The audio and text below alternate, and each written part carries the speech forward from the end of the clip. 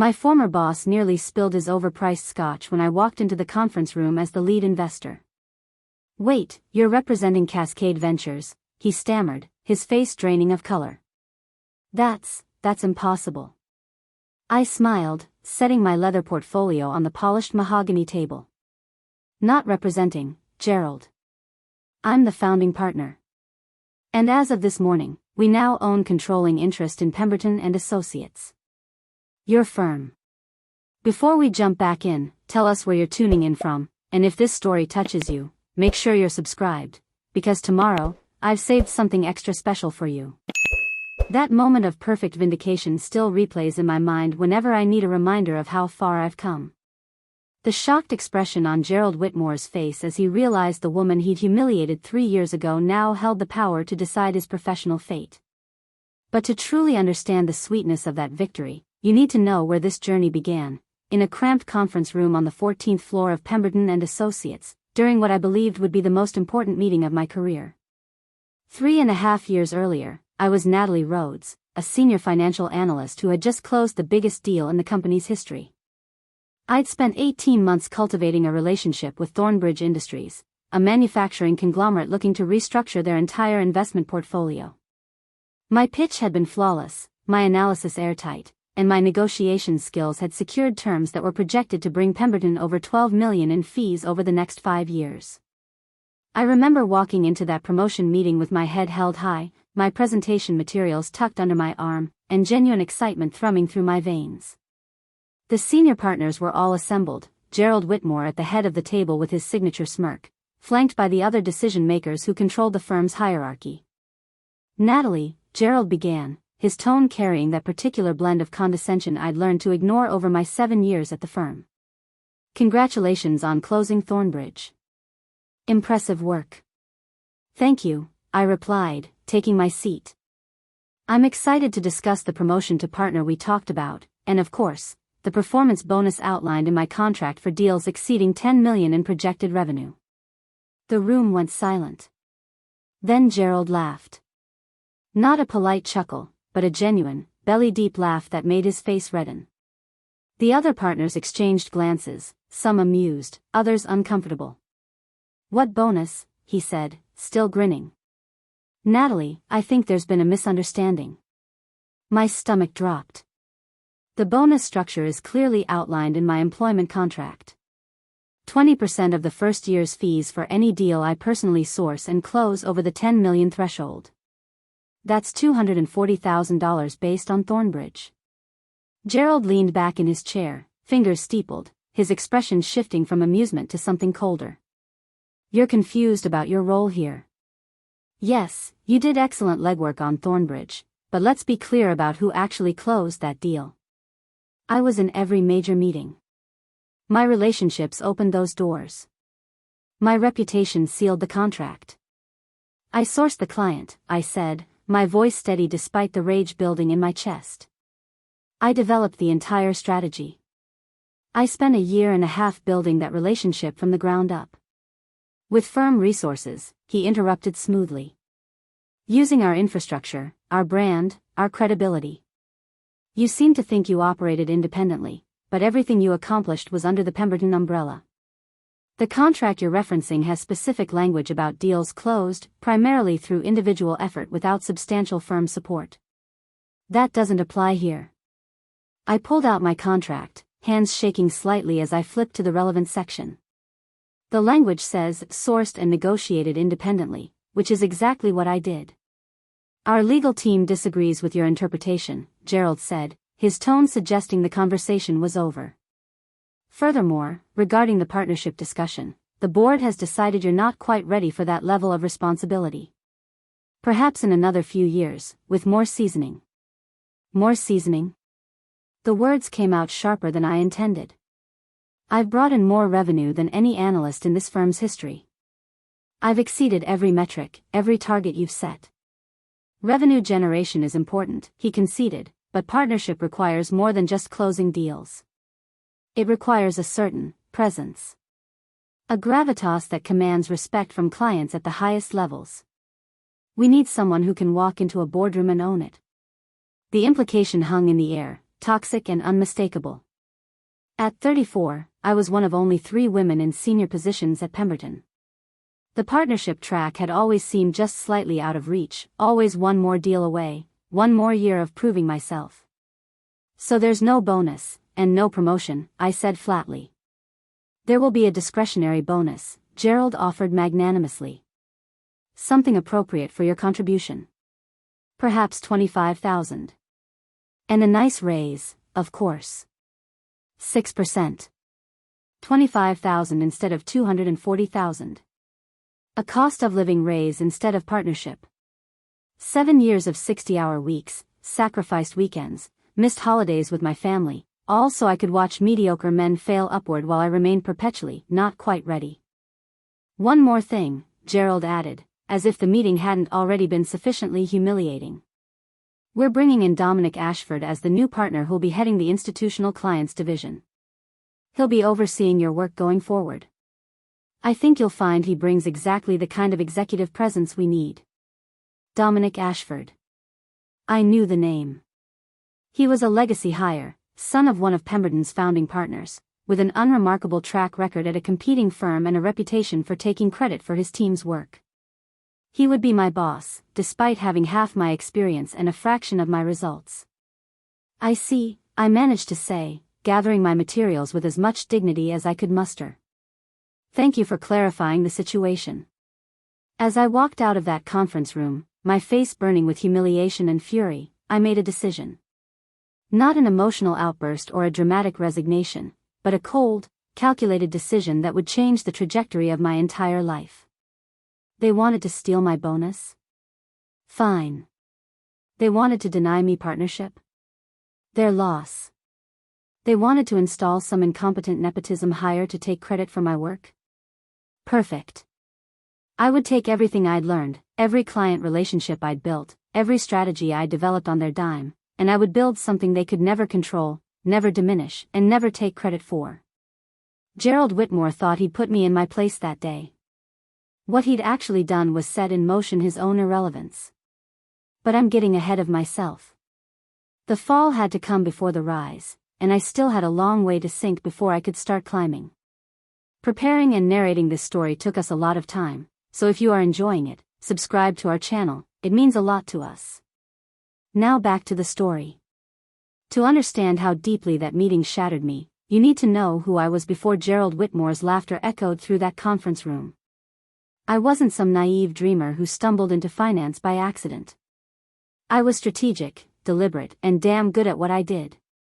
My journey to Pemberton Associates began at Riverside State University, where I'd graduated summa cum laude with a double major in finance and economics.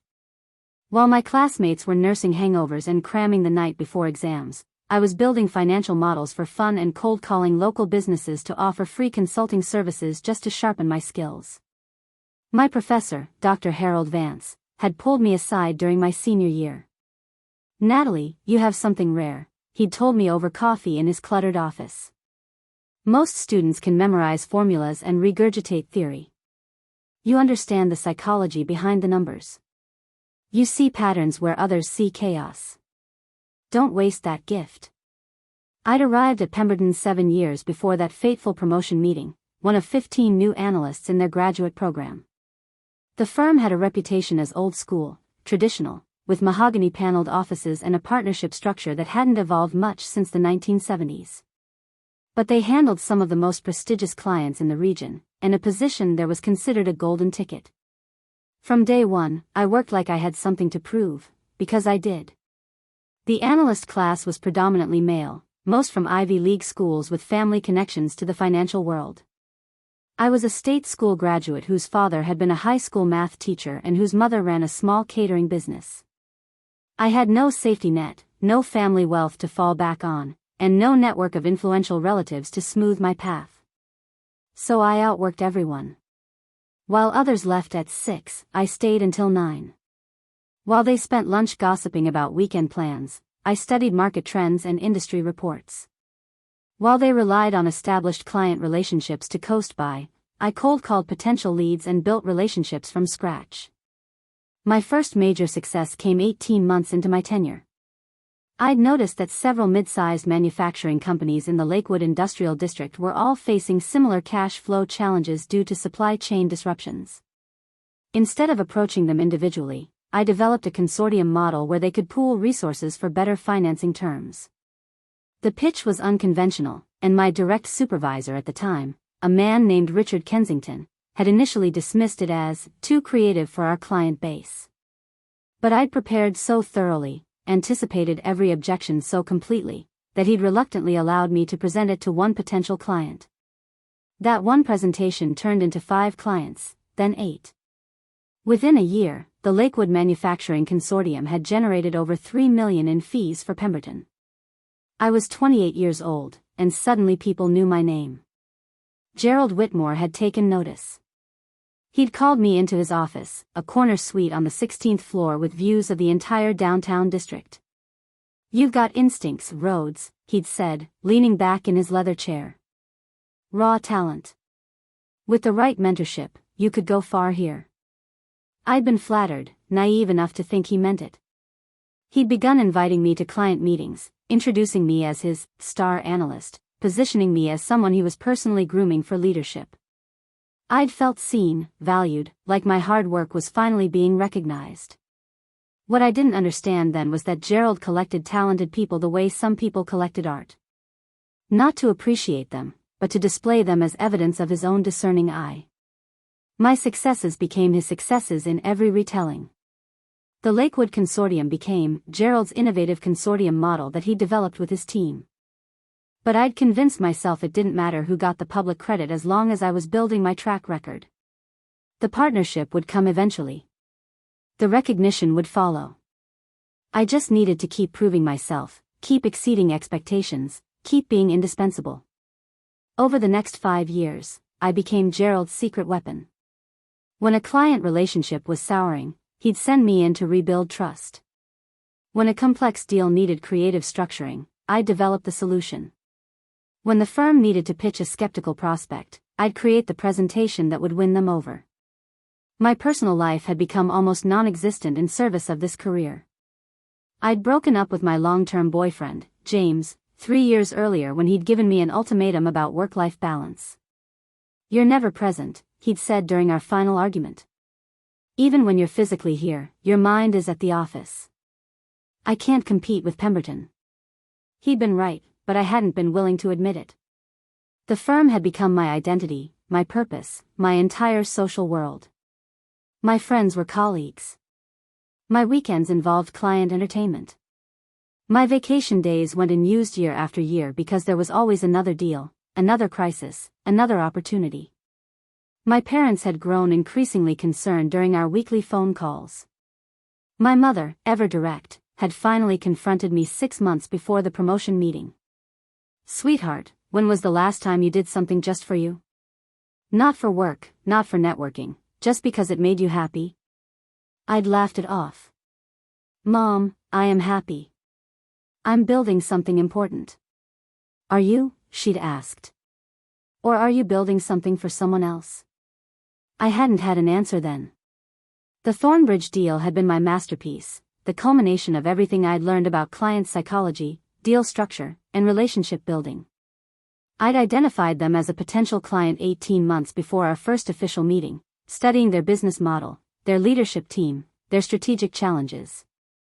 When I'd finally secured an introduction through a former colleague, I'd walked into their offices with a 50-page analysis of their current portfolio, complete with specific recommendations tailored to their unique situation.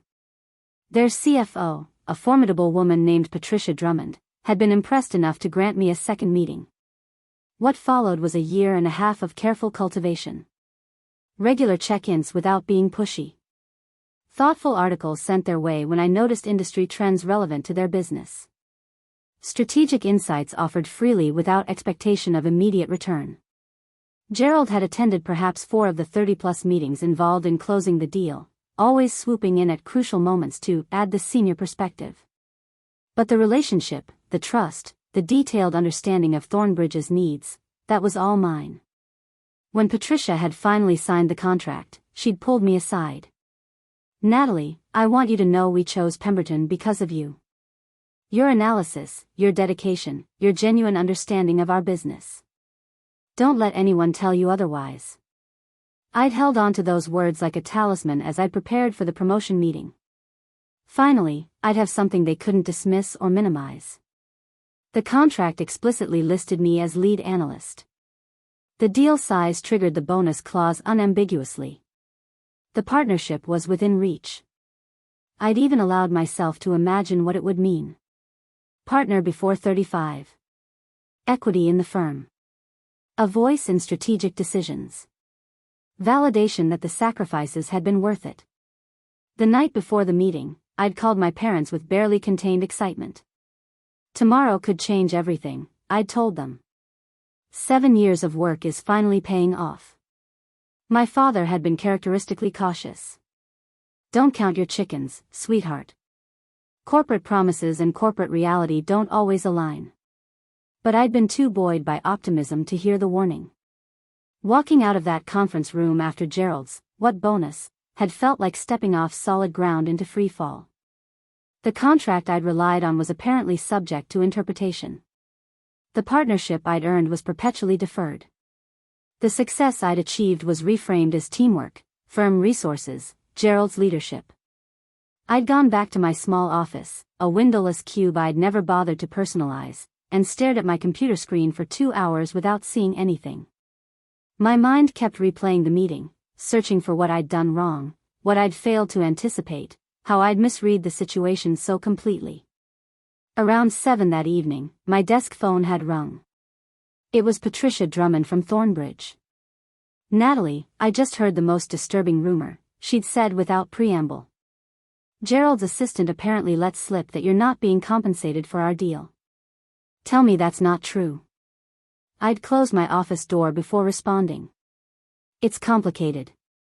There's a dispute about contract interpretation." "That's corporate speak for, they're screwing you over," Patricia had replied bluntly. "Listen, I've been in this industry for 25 years. I've seen this pattern before. Talented woman does the work, mediocre man takes the credit and the compensation. It's exhausting and it's wrong. I appreciate the support," I'd said, fighting back tears I refused to shed at the office. "But I signed a contract.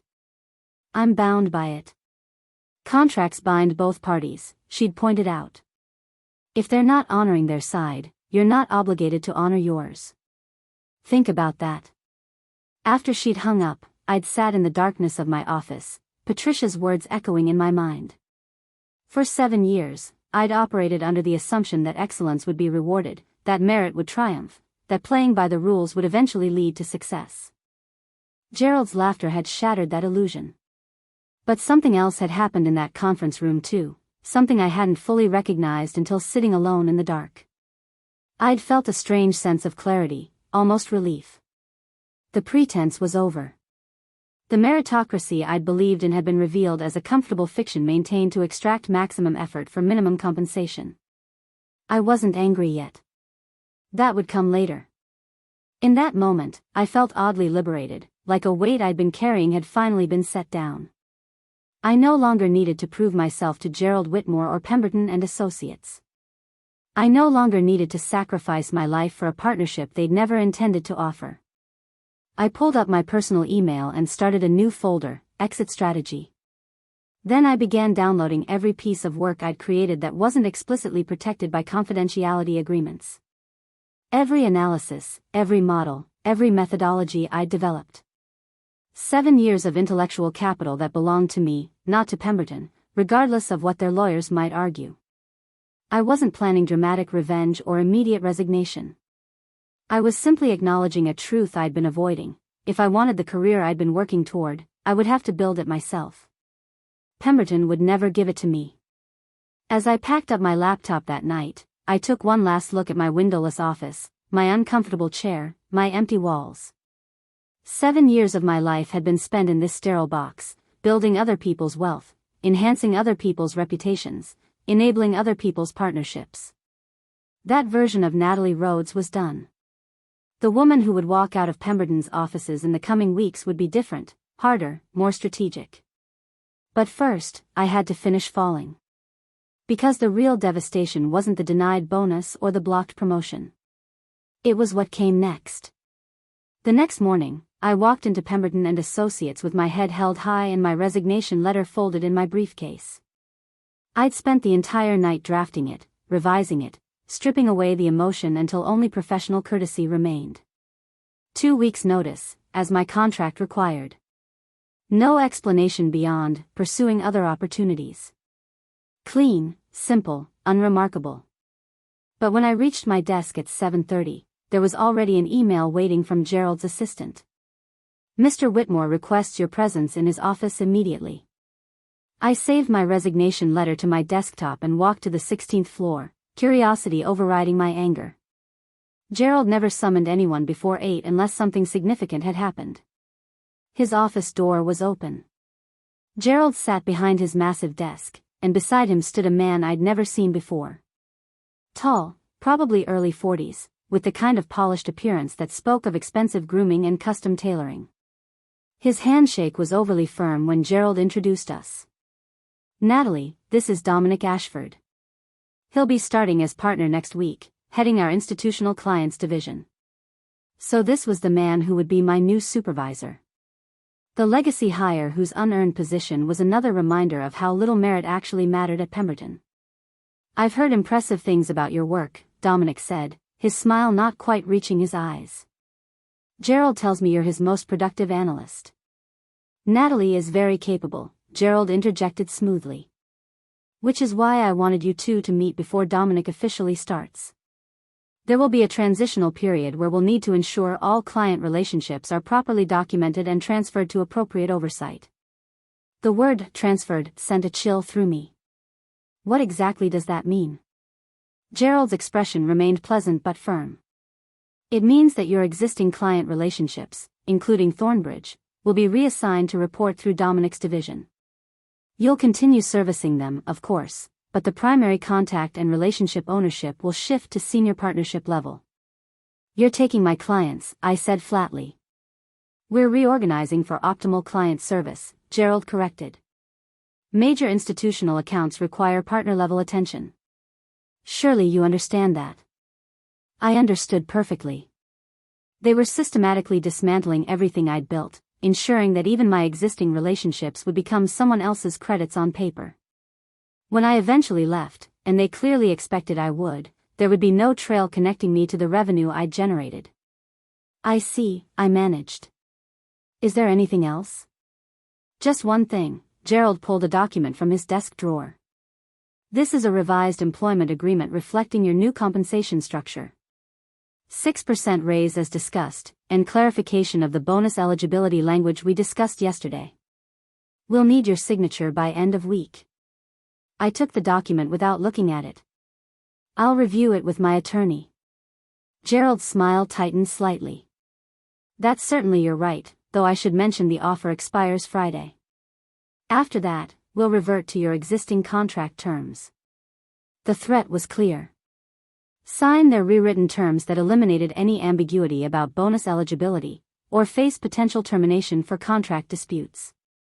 I left Gerald's office with the unsigned agreement and walked straight to the bathroom, locking myself in a stall until my hands stopped shaking. They weren't just denying me what I'd earned. They were actively working to erase my contributions and trap me in a position where I either accepted their terms or left with nothing. The rage that had been building since yesterday's meeting crystallized into something colder and more focused. This wasn't just about me anymore. This was about a system designed to exploit talented people and discard them when they became inconvenient or expensive. I returned to my desk and made 3 calls. First, to my former professor, Dr. Vance, who now consulted for several investment firms. Second, to Patricia Drummond at Thornbridge. Third, to my attorney, a sharp woman named Robin Castellano who specialized in employment disputes. Dr. Vance answered on the second ring. Natalie, good to hear from you. How's life at Pemberton? Complicated, I said. I need advice about starting my own practice. There was a brief pause. That's a significant step. What's driving this? I gave him the abbreviated version. The denied bonus, the blocked partnership, the legacy hire being installed above me, the attempt to force me into signing away my contract rights. His response was immediate and unequivocal. Get out. Now. That environment is toxic and it will only get worse. But before you do anything rash, let's talk strategy. You can't just hang up a shingle and expect clients to appear. We talked for 40 minutes. He walked me through the realities of starting an independent financial consulting practice. The capital requirements, the regulatory hurdles, the absolute necessity of having clients ready to follow me before I made any move.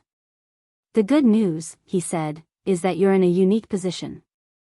You've built genuine relationships with clients who trust you personally, not Pemberton's brand. If even a few of them are willing to move with you, you have a foundation. Patricia Drummond was my second call. Her reaction to Gerald's reorganization plan was even stronger than I'd expected. They're trying to steal your work after refusing to pay you for it, she said, her voice sharp with anger. That's beyond unethical, Natalie. It's predatory. I'm considering leaving, I admitted. Starting my own advisory practice. But I wanted to ask, hypothetically, if Thornbridge would consider working with an independent consultant rather than a large firm. Hypothetically? Patricia laughed. Natalie, our contract with Pemberton lists you specifically as our primary advisor. If you leave, we have grounds to renegotiate or terminate. And between you and me, several board members have been questioning whether we're getting value from Pemberton's fees when 90% of the actual work is being done by one person. So you'd consider moving the relationship? I'd consider it actively beneficial. Your fees as an independent would presumably be lower than Pemberton's partnership rates, and we'd be working directly with the person who actually understands our business. Send me a proposal when you're ready. Robin Castellano, my attorney, was more cautious. She reviewed my employment contract, the denied bonus documentation, and the new agreement Gerald wanted me to sign. You have a case, she said after an hour of analysis.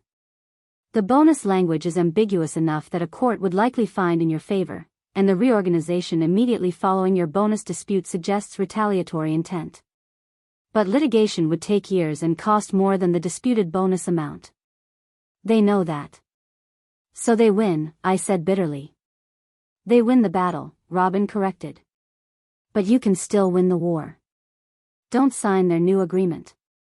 That would waive your existing contract rights. Provide your 2 weeks' notice, fulfill your obligations professionally, and leave with your reputation intact. Then build something they can't touch. What about non-compete clauses? I asked. Can they prevent me from taking clients? Your non-compete is narrowly written. It prevents you from soliciting Pemberton clients for 6 months, and from sharing proprietary methodologies. But it doesn't prevent clients from choosing to follow you of their own initiative. If Patricia Drummond terminates her Pemberton contract and independently seeks your services, that's not solicitation on your part. So I need to be careful about how I communicate my departure. Extremely careful. No direct solicitation. No bad-mouthing Pemberton. You announce your new practice, make yourself available, and let clients make their own decisions. Clean, professional, unimpeachable. That afternoon, I began building my exit strategy in earnest.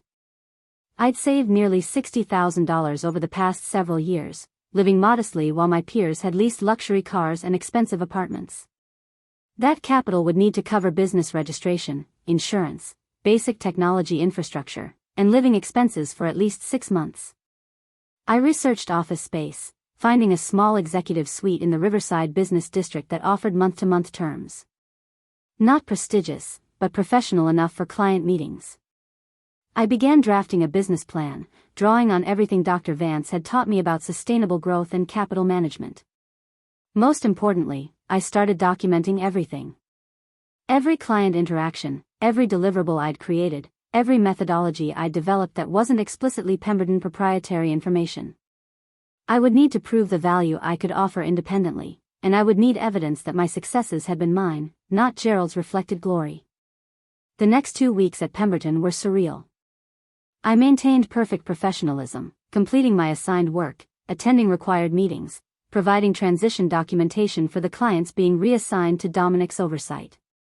Gerald treated me with cold courtesy, clearly expecting either compliance or resignation. What he didn't know was that I was carefully planting seeds with every client interaction. Not solicitation, just subtle acknowledgement that my future at Pemberton was uncertain. "I'm so glad we got this analysis completed now," I'd mentioned during client calls. "Given the restructuring happening here, I wanted to ensure you had everything you needed before any transitions occur." Clients noticed. Several asked directly whether I was leaving. My responses were carefully calibrated. "I'm evaluating my options. But regardless of where I end up, I'm committed to ensuring continuity for your accounts." Patricia Drummond was less subtle. During our final scheduled meeting under the Pemberton contract, she looked directly at me and asked, "When you start your own practice, will you let me know?" "I can't discuss that right now," I'd replied, acutely aware of compliance regulations. "But if I were to make any professional changes, I'd certainly want to stay in touch with people I've enjoyed working with." She'd smiled knowingly. "I'll look forward to hearing from you. Whenever that might be." On my final day at Pemberton, I arrived early to pack my personal belongings. 7 years reduced to a single cardboard box. Photos of my parents, my diplomas, a small plant that had somehow survived on my desk despite the lack of natural light. The bare office looked even more depressing empty. Gerald had requested a final meeting at 4 o'clock. I'd expected perfunctory pleasantries, perhaps some half-hearted encouragement about my future. Instead, he'd closed his office door and fixed me with a cold stare. "I know what you're planning," he said without preamble. "I'm not planning anything," I replied evenly. "I'm leaving to pursue other opportunities, as stated in my resignation letter." "You think you can take our clients? Set up your own practice and steal the relationships you built on our resources, our brand, our investment in your career?" "I have no intention of violating my non-compete agreement," I said carefully. "I won't be soliciting any Pemberton clients."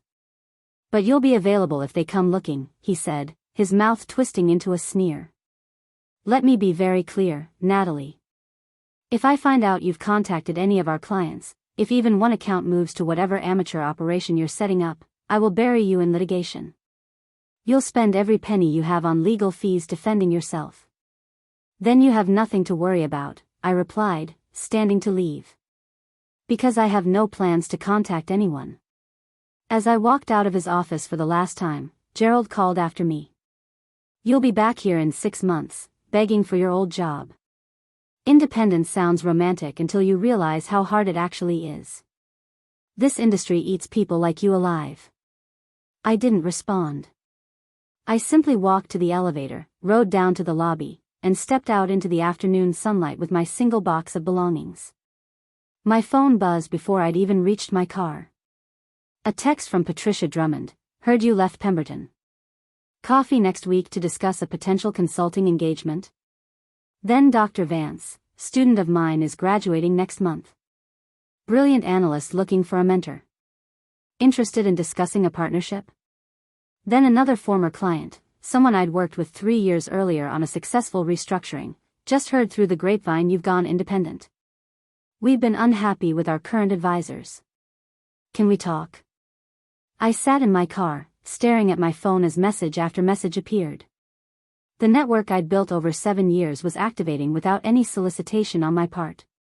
People who'd valued my work, who'd seen past Pemberton's brand to recognize the individual creating value, were reaching out.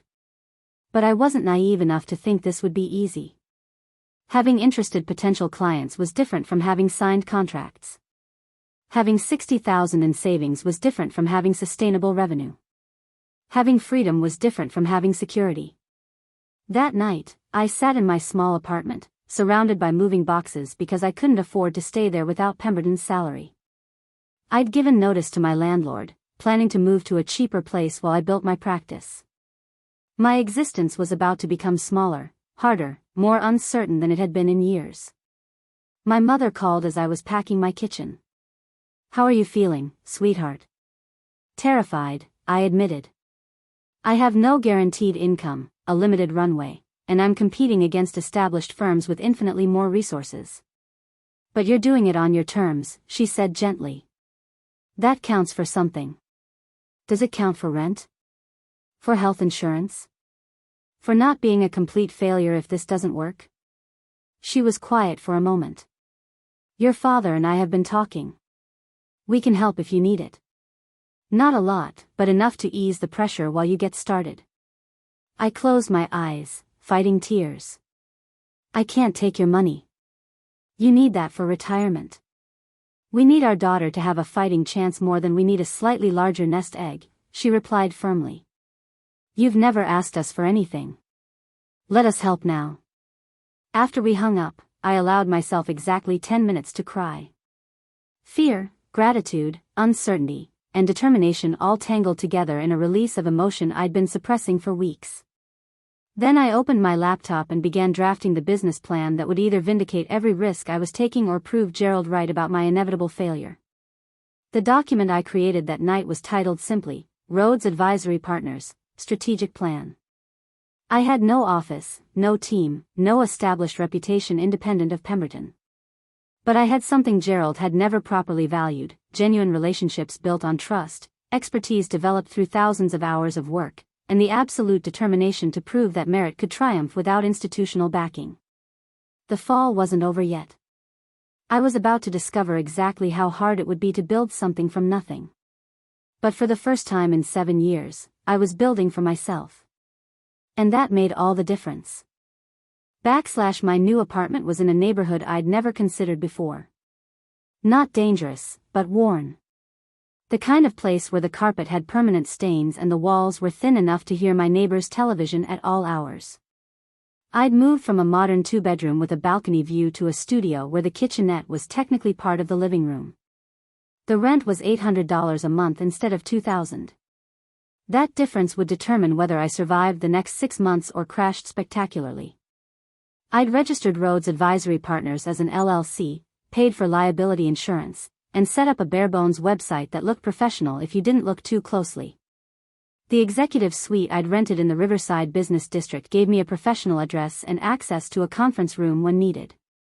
Total monthly overhead, $3,000 including insurance, technology subscriptions, and basic office expenses. My savings account showed $52,000 after initial setup costs. At my current burn rate, I had roughly 17 months before complete financial collapse. Unless I started generating revenue. The coffee meeting with Patricia Drummond happened on my 4th day of unemployment. We met at a cafe near Thornbridge's headquarters, far enough from Pemberton's offices to avoid accidental encounters with my former colleagues. I'll be direct, Patricia said after we'd ordered. Thornbridge wants to continue working with you. Not with Pemberton, with you specifically. Our board met yesterday and voted to terminate the Pemberton contract. We're prepared to engage Rhodes Advisory Partners for the same scope of work at 60% of what we were paying Pemberton. I did the math instantly. 60% of Pemberton's annual fee structure for Thornbridge would be roughly $450,000. My heart raced. That's extremely generous, I managed. It's fair market value, Patricia corrected. Pemberton was charging us for partner-level oversight we never received. You were doing the actual work while Gerald collected the fees. This arrangement compensates you appropriately while saving us money. Everyone wins except Pemberton. There could be legal complications, I warned. My non-compete agreement prohibits solicitation. You didn't solicit us, Patricia said firmly. We terminated our contract with Pemberton due to dissatisfaction with their service model, and we independently chose to engage a new advisor. Gerald can threaten all he wants, but he has no legal standing. She slid a contract across the table. Our attorneys prepared this. 1-year engagement, renewable annually, payment terms net 30. Read it carefully, have your lawyer review it, and let me know. After she left, I sat staring at the document, hardly believing what had just happened. 1 client. 1 signature. And I'd have enough revenue to survive for a year while building additional business. I called Robin Castellano immediately. She reviewed the contract within 2 hours and called back with approval. This is clean. Thornbridge initiated contact, you provided no solicitation, and the contract terms are standard. Gerald will be furious, but he has no legal recourse. I signed the contract that evening. My hand shook slightly as I scanned and emailed it back to Patricia's office. When the confirmation email arrived, I allowed myself a moment of pure relief before the anxiety returned. One client wasn't enough. I needed diversification, stability, growth. Thornbridge could terminate at any point, and I'd be back to zero.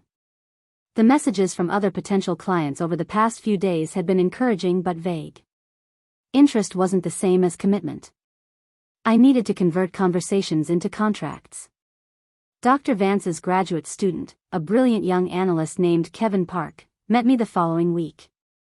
He was 26, hungry, and frustrated with the limited opportunities available to new graduates without family connections. Every firm wants 5 years of experience for entry-level positions, he said over lunch. It's an impossible paradox. How do I get experience if no one will hire me? You work with someone who remembers being in your position, I replied. I can't pay you much initially. $30,000 base salary plus percentage of revenue you help generate. But you'll get real experience, real client exposure, and if we succeed, meaningful equity in a growing firm. His eyes lit up. When can I start? Monday. Fair warning, we're operating on a shoestring. No fancy office, no expense accounts, no corporate perks. Just hard work and the possibility of building something significant. That's exactly what I want, he said. With Kevin committed, I had the beginning of a team. Now I needed more clients. The next 2 weeks were humbling. I reached out to every professional contact I'd maintained outside Pemberton, carefully avoiding any direct solicitation of former clients. I attended industry networking events, joined professional associations, and rebuilt my LinkedIn profile to emphasize my individual expertise rather than institutional affiliation. Most conversations went nowhere. People were polite but non-committal. Let's stay in touch. Send me some information. We'll keep you in mind. The professional equivalent of, don't call us, we'll call you. I began to understand what Gerald had meant about the industry eating people alive. Without institutional backing, I was just another independent consultant in a market saturated with them. Pemberton's brand had opened doors I'd taken for granted. Now those doors remained firmly closed. My savings account dwindled as March became April. 47,000. 43,000. The Thornbridge contract provided payment in arrears, meaning I wouldn't see actual money for another 6 weeks. I was bleeding capital with nothing to show for it except exhaustion and growing desperation. The rejection that hurt most came from a mid-sized manufacturing firm I'd worked with 4 years earlier. The CEO, a man named Thomas Wyatt, had seemed genuinely interested when I'd emailed about my new practice. We'd met for coffee, and I'd presented a detailed proposal for financial optimization services tailored to his company's specific challenges. He'd asked thoughtful questions, requested references, and promised to discuss it with his board. His email came 3 days later. Natalie, we appreciate the proposal and your past work. However, our board feels more comfortable working with an established firm that has the resources to support our needs long-term. We've decided to engage with Whitmore and Associates for our advisory services. Best wishes in your new venture. Whitmore and Associates. Gerald had created a new subsidiary division specifically positioned to compete with independent consultants. And he was undercutting on price while leveraging Pemberton's reputation and resources. I stared at Thomas's email, feeling the walls closing in. Gerald wasn't just content with denying me what I'd earned at Pemberton. He was actively working to destroy my independent practice before it could gain traction. That night, I sat in my depressing studio apartment, eating ramen because I was rationing my food budget, and seriously considered whether I'd made a catastrophic mistake. Maybe Gerald had been right. Maybe I wasn't ready for independence. Maybe 7 years of institutional support had created skills that couldn't transfer to solo practice. My phone rang. An unknown number. I almost didn't answer, assuming it was a spam call. Is this Natalie Rhodes? The voice was unfamiliar, male, with a slight accent I couldn't place. Yes, this is Natalie. My name is Javier Morales. I'm the CFO of Crestview Technologies. Patricia Drummond suggested I contact you. We're looking for advisory services related to a potential acquisition, and Patricia spoke very highly of your analytical capabilities. I sat up straighter, my exhaustion temporarily forgotten. I'd be happy to discuss your needs. What's the general scope of the project? What followed was a 40-minute conversation about a complex cross-border acquisition Crestview was considering. They needed financial modeling, risk assessment, regulatory compliance analysis, and ongoing advisory services throughout the transaction process. How quickly can you provide a proposal? Javier asked. I can have something preliminary to you by tomorrow afternoon, with a more detailed scope and pricing structure by end of week. Perfect.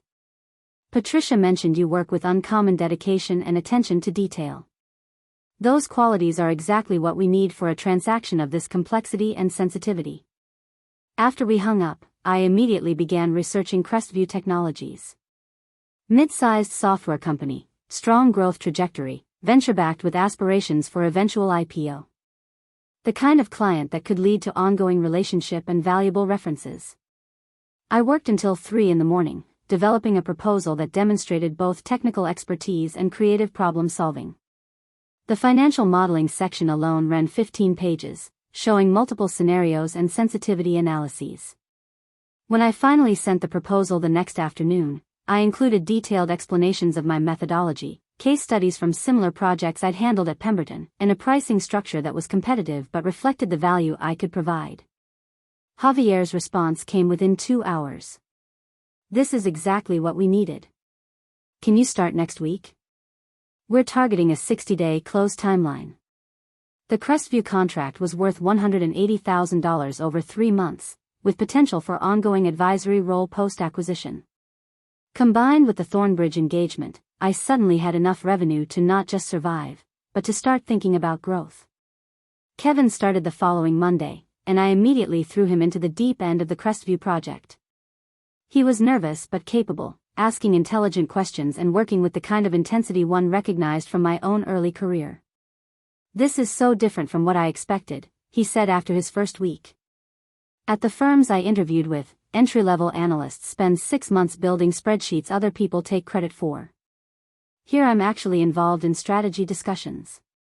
That's because we can't afford to waste anyone's potential, I replied. Every person on this team needs to operate above their pay grade, or we don't survive. The work was relentless. I was handling business development, client management, detailed analytical work, administrative tasks, and financial management simultaneously. There were no support staff, no associates to delegate to, no infrastructure to rely on.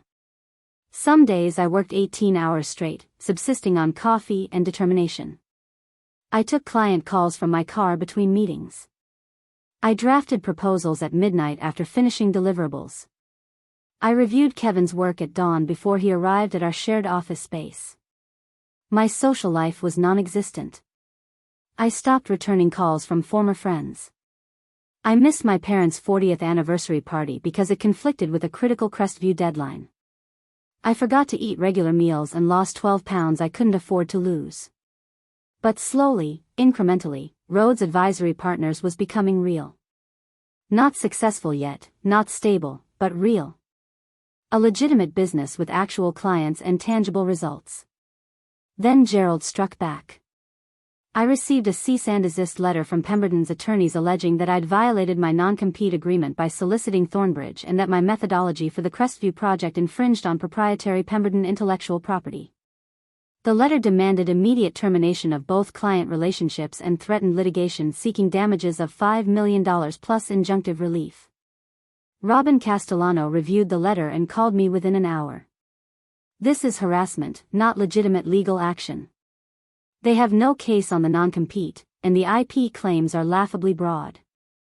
But defending yourself will still cost money and create uncertainty that could scare off potential clients. What do I do? You respond through counsel, firmly rejecting their allegations and making clear you'll countersue for tortious interference if they contact your clients directly. Most importantly, you keep working. This is intimidation, Natalie. Gerald is trying to scare you into giving up. The legal response cost $3,000 I couldn't spare. Worse was the psychological impact. Every morning I woke up wondering if Gerald would escalate, if he'd somehow find a way to destroy what I was building, if I'd made a mistake leaving the security of employment for the vulnerability of independence. Patricia Drummond called when she heard about the legal threat. Do not let Gerald intimidate you. Thornbridge's attorneys have reviewed your contract and our termination of the Pemberton engagement. We did everything properly. If Pemberton wants a legal fight, we're prepared to counterclaim for the months of overcharging and underdelivery we endured. Her support was both encouraging and terrifying. I was no longer just fighting for my own survival. People were depending on me, investing in me, taking risks by associating with me. On a particularly difficult evening in late April, I sat in my studio apartment, reviewing financial projections that showed I was still months away from breaking even despite the Thornbridge and Crestview contracts. The legal fees had eaten into my reserves. I'd had to delay paying myself any salary to cover operating costs. My bank account showed $31,000.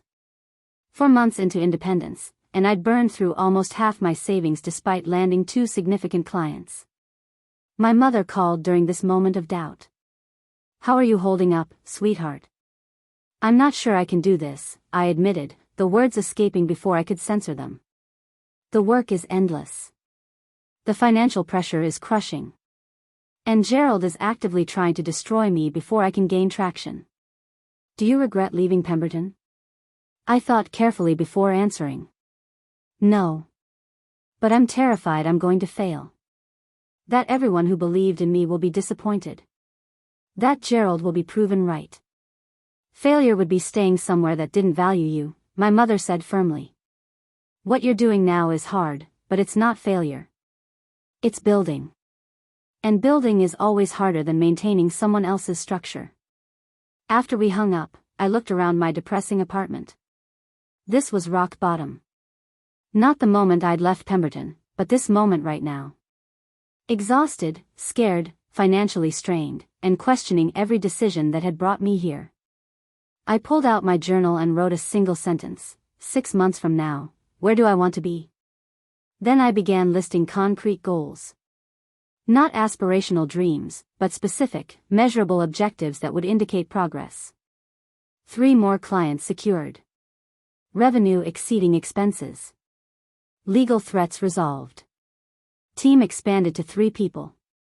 Sustainable business model proven. The list gave me something to work toward beyond mere survival. And for the first time in weeks, I felt the fog of despair lift slightly. I wasn't succeeding yet. But I was still fighting. And sometimes, that was enough. The turning point came from an unexpected source. I was working late at the executive suite, Kevin having left hours earlier, when my phone rang with a blocked number. I almost ignored it, but something made me answer. Natalie Rhodes? The voice was female, professional, unfamiliar. Speaking. My name is Lauren Fitzgerald. I'm the Chief Investment Officer at Summit Capital Group. Do you have a few minutes to talk? Summit Capital was one of the largest private equity firms in the region, managing over $3 billion in assets. They were exactly the kind of client that could transform a struggling practice into a sustainable business. Absolutely, I said, sitting up straighter despite being alone in the office. I've been hearing your name from several sources recently, Lauren said. Patricia Drummond speaks very highly of your work, as does Javier Morales. I'm calling because we're evaluating our current advisory relationships and considering whether we need more specialized expertise in certain areas. We talked for 90 minutes. Lauren described Summit's portfolio companies, their typical investment thesis, and the kinds of analytical support they needed. Financial modeling for acquisition targets, post-acquisition value creation strategies, operational due diligence, portfolio company performance optimization. It was exactly the kind of work I'd been doing at Pemberton, except at a scale that would provide consistent, substantial revenue. I'd like to invite you to present to our investment committee, Lauren said finally. 2 weeks from now. Prepare a capabilities presentation and be ready to discuss your approach to 3 specific case studies I'll send over. Can you do that? Absolutely. One more thing, she added. I should mention that Gerald Whitmore has also submitted a proposal through Pemberton's Institutional Services Division. So you'll be competing directly against your former employer. Is that going to be a problem? My stomach tightened, but my voice remained steady. Not at all. I welcome the opportunity to demonstrate the value of my approach compared to institutional alternatives. After we hung up, I sat in the dark office processing what had just happened. Summit Capital could be the client that changed everything. But I'd be going head-to-head with Gerald, who had Pemberton's resources, reputation, and institutional credibility behind him. I called Kevin immediately despite the late hour. How would you feel about working around the clock for the next 2 weeks on the most important presentation of our professional lives? What's the opportunity? He asked, already sounding alert. I explained Summit Capital, the competitive situation, and what was at stake. If we win this, we're sustainable. If we lose to Pemberton, Gerald will make sure everyone knows, and our credibility takes a major hit. When do we start? Kevin asked.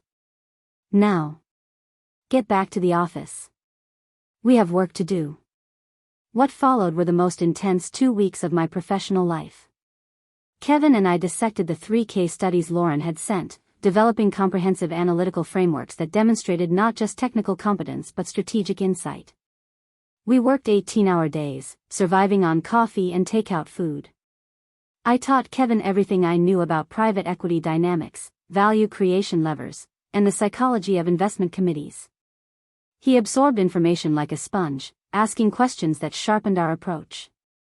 Dr. Vance agreed to review our work, providing feedback that elevated our analysis from competent to exceptional. You're not just answering their questions, he noted during one late-night review session. You're anticipating questions they haven't thought to ask yet. That's what separates adequate advisors from indispensable ones. 3 days before the presentation, Robin Castellano called with concerning news. Pemberton's attorneys contacted Summit Capital's legal department, suggesting there might be intellectual property issues with any work you perform for them. It's a transparent intimidation tactic, but it could create doubt. What can we do? Lauren Fitzgerald called me directly after receiving Pemberton's letter, Robin said. She wanted to understand the legal situation before the presentation. I walked her through everything, showed her the documentation proving Pemberton's claims are baseless, and explained that this is retaliation for your departure. Her exact words were, "That tells me everything I need to know about Gerald Whitmore's character." The day of the Summit Capital presentation arrived. Kevin and I arrived an hour early, reviewing our materials one final time. The conference room was impressive, floor-to-ceiling windows overlooking the financial district, a massive table that could seat 20 people. Lauren Fitzgerald greeted us warmly. "Natalie, good to see you. And you must be Kevin. I've heard you're quite the rising talent." Kevin flushed slightly but maintained his composure. "Thank you. I'm learning from the best." The investment committee filed in over the next 10 minutes. 7 partners, each managing hundreds of millions in assets, each evaluating whether a 2-person boutique firm could provide value their existing institutional advisors couldn't. Gerald wasn't present, I noticed with relief. He'd presumably sent a senior partner to present Pemberton's proposal. Professional distance that suggested he was confident in his institutional advantage. We presented for 90 minutes. Kevin handled the technical deep dive on the case studies while I focused on strategic frameworks and implementation methodology. Our approach emphasized customization, responsiveness, and the kind of detailed attention that large institutional firms couldn't economically provide. The questions that followed were rigorous. One partner challenged our capacity to handle Summit's scale given our limited team size. Another questioned whether we had sufficient industry relationships to source proprietary deal flow insights. I addressed each concern directly, neither overselling our capabilities nor underselling our value proposition. "You're right that we can't compete with institutional firms on sheer staffing numbers," I acknowledged. "But that's precisely our advantage. Every engagement receives partner-level attention. Every analysis reflects our best thinking, not delegated work reviewed by someone 3 levels removed from the client relationship. What about Pemberton's suggestion that your methodologies might involve their proprietary intellectual property? Another partner asked pointedly. I'd been waiting for this question. Pemberton's claim is legally baseless, as their own attorneys know. But more importantly, it reveals something about their relationship model. They view clients as territory to be defended and former employees as threats to be neutralized. We view clients as partners deserving our best work, regardless of institutional politics. Lauren Fitzgerald's slight smile suggested I'd hit the right note.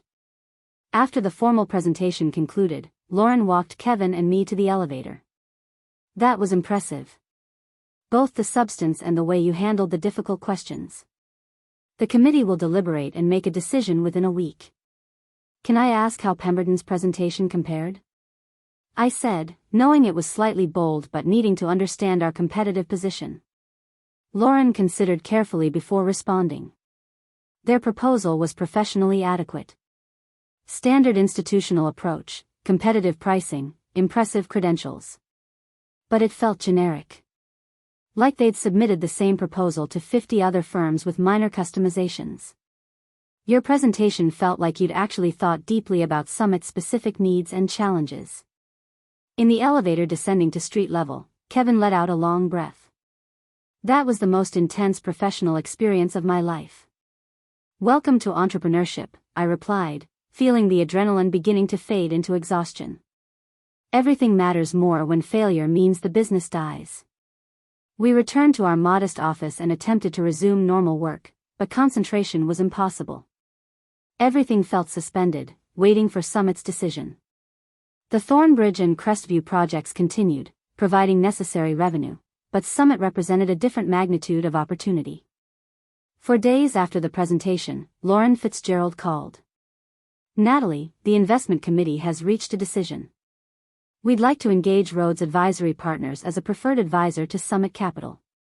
The initial engagement will be a 6-month pilot program with 3 specific mandates totaling approximately $420,000. If the relationship proves successful, we'll transition to a broader retainer model. I closed my eyes, allowing myself exactly 3 seconds of pure relief before responding professionally. We're honored by your confidence and excited to deliver exceptional value. There's one more thing, Lauren continued. Gerald Whitmore called me personally after learning we'd selected your firm. He suggested we were making a mistake, that you lacked the infrastructure and experience to handle our needs appropriately. He was remarkably persistent in trying to change our decision.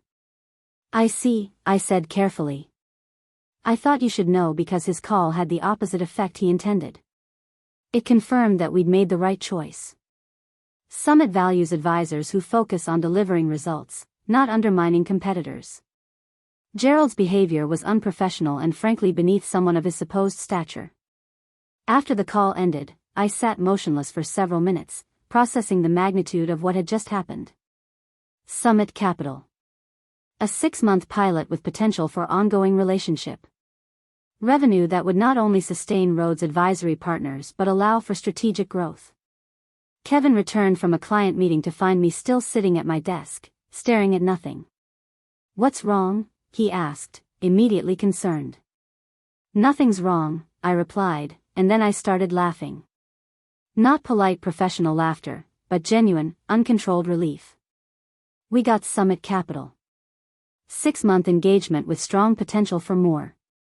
Kevin's face transformed. Are you serious? We beat Pemberton? We beat Pemberton. He pulled out his phone. I'm ordering celebratory food from somewhere that doesn't serve everything in styrofoam containers. We're celebrating properly. That evening, after Kevin had left and I was alone in the office, I updated my financial projections. With Thornbridge, Crestview, and now Summit Capital, Rhodes Advisory Partners would generate approximately $1 million in revenue over the next 12 months. After expenses, Kevin's salary, and my own modest compensation, the firm would be genuinely profitable. Not spectacularly so, but sustainably. I could stop eating ramen for dinner. I could move out of my depressing studio apartment. I could pay my parents back for the loan they'd insisted on providing. More importantly, I'd proven the fundamental premise that had driven my departure from Pemberton. Merit could succeed independent of institutional backing. Talent combined with determination could compete against established players with vastly greater resources. I called my parents with the news. My mother cried. My father, typically stoic, sounded choked up when he said, "We never doubted you, sweetheart." Not for a second. I doubted myself, I admitted. There were nights I was sure I'd made a catastrophic mistake. Doubt is the price of courage, my father said. If you weren't scared, the risk wouldn't be real. Dr. Vance's response was characteristically pragmatic when I called him the next morning. Congratulations on Summit. Now the real work begins. Delivering exceptional results when everyone's watching and expectations are high. That's harder than winning the initial contract. I know, I said. But at least now we have the opportunity to prove ourselves rather than just surviving day to day. Fair point. You'll need to expand your team soon. Summit alone will require significant capacity, and you don't want to neglect Thornbridge and Crestview. Start thinking about your next hire strategically. He was right. Kevin and I could handle the current workload, but barely. Adding Summit's mandates would push us past sustainable capacity. I needed to hire carefully, finding someone with both technical competence and the flexibility to thrive in a startup environment. The job posting I drafted emphasized opportunity over security. Join a rapidly growing boutique advisory firm where your contributions directly impact client success and business growth. We can't offer institutional benefits or prestigious brand recognition. We can offer meaningful work, accelerated learning, and equity participation in building something significant. The responses surprised me. Over 200 applications in the first week, many from analysts at established firms frustrated by the same dynamics I'd escaped. Limited advancement opportunities, work-life imbalance, contributions minimized by institutional hierarchy. I interviewed 15 candidates before finding the right fit. Her name was Samantha Chen, 31 years old, 6 years of experience at a mid-tier consulting firm where she'd consistently delivered strong results without receiving corresponding recognition or advancement. Why are you interested in leaving an established firm for a two-person startup? I asked during her second interview. Because I'm tired of building other people's careers, Samantha replied bluntly. My last 3 projects generated over $5 million in fees. My bonus was $32,000 and a generic thank you email from a partner I'd met twice. Meanwhile, that partner got promoted largely on the strength of work I'd done. I want to work somewhere my contributions actually matter. I hired her on the spot. With Samantha joining Kevin and me, Rhodes Advisory Partners became a legitimate team. We moved from the executive suite to a small but proper office space, 3 desks, a conference room, and enough room to grow. The lease was $12,000 per year, a significant increase in overhead, but necessary for credibility and functionality. My own apartment upgrade was more modest. A 1-bedroom in a decent neighborhood, nothing extravagant, but with actual separation between sleeping and living spaces and walls thick enough that I couldn't hear my neighbors' every conversation. These changes were visible progress. Not just surviving, but building infrastructure, creating stability, investing in growth rather than merely managing decline.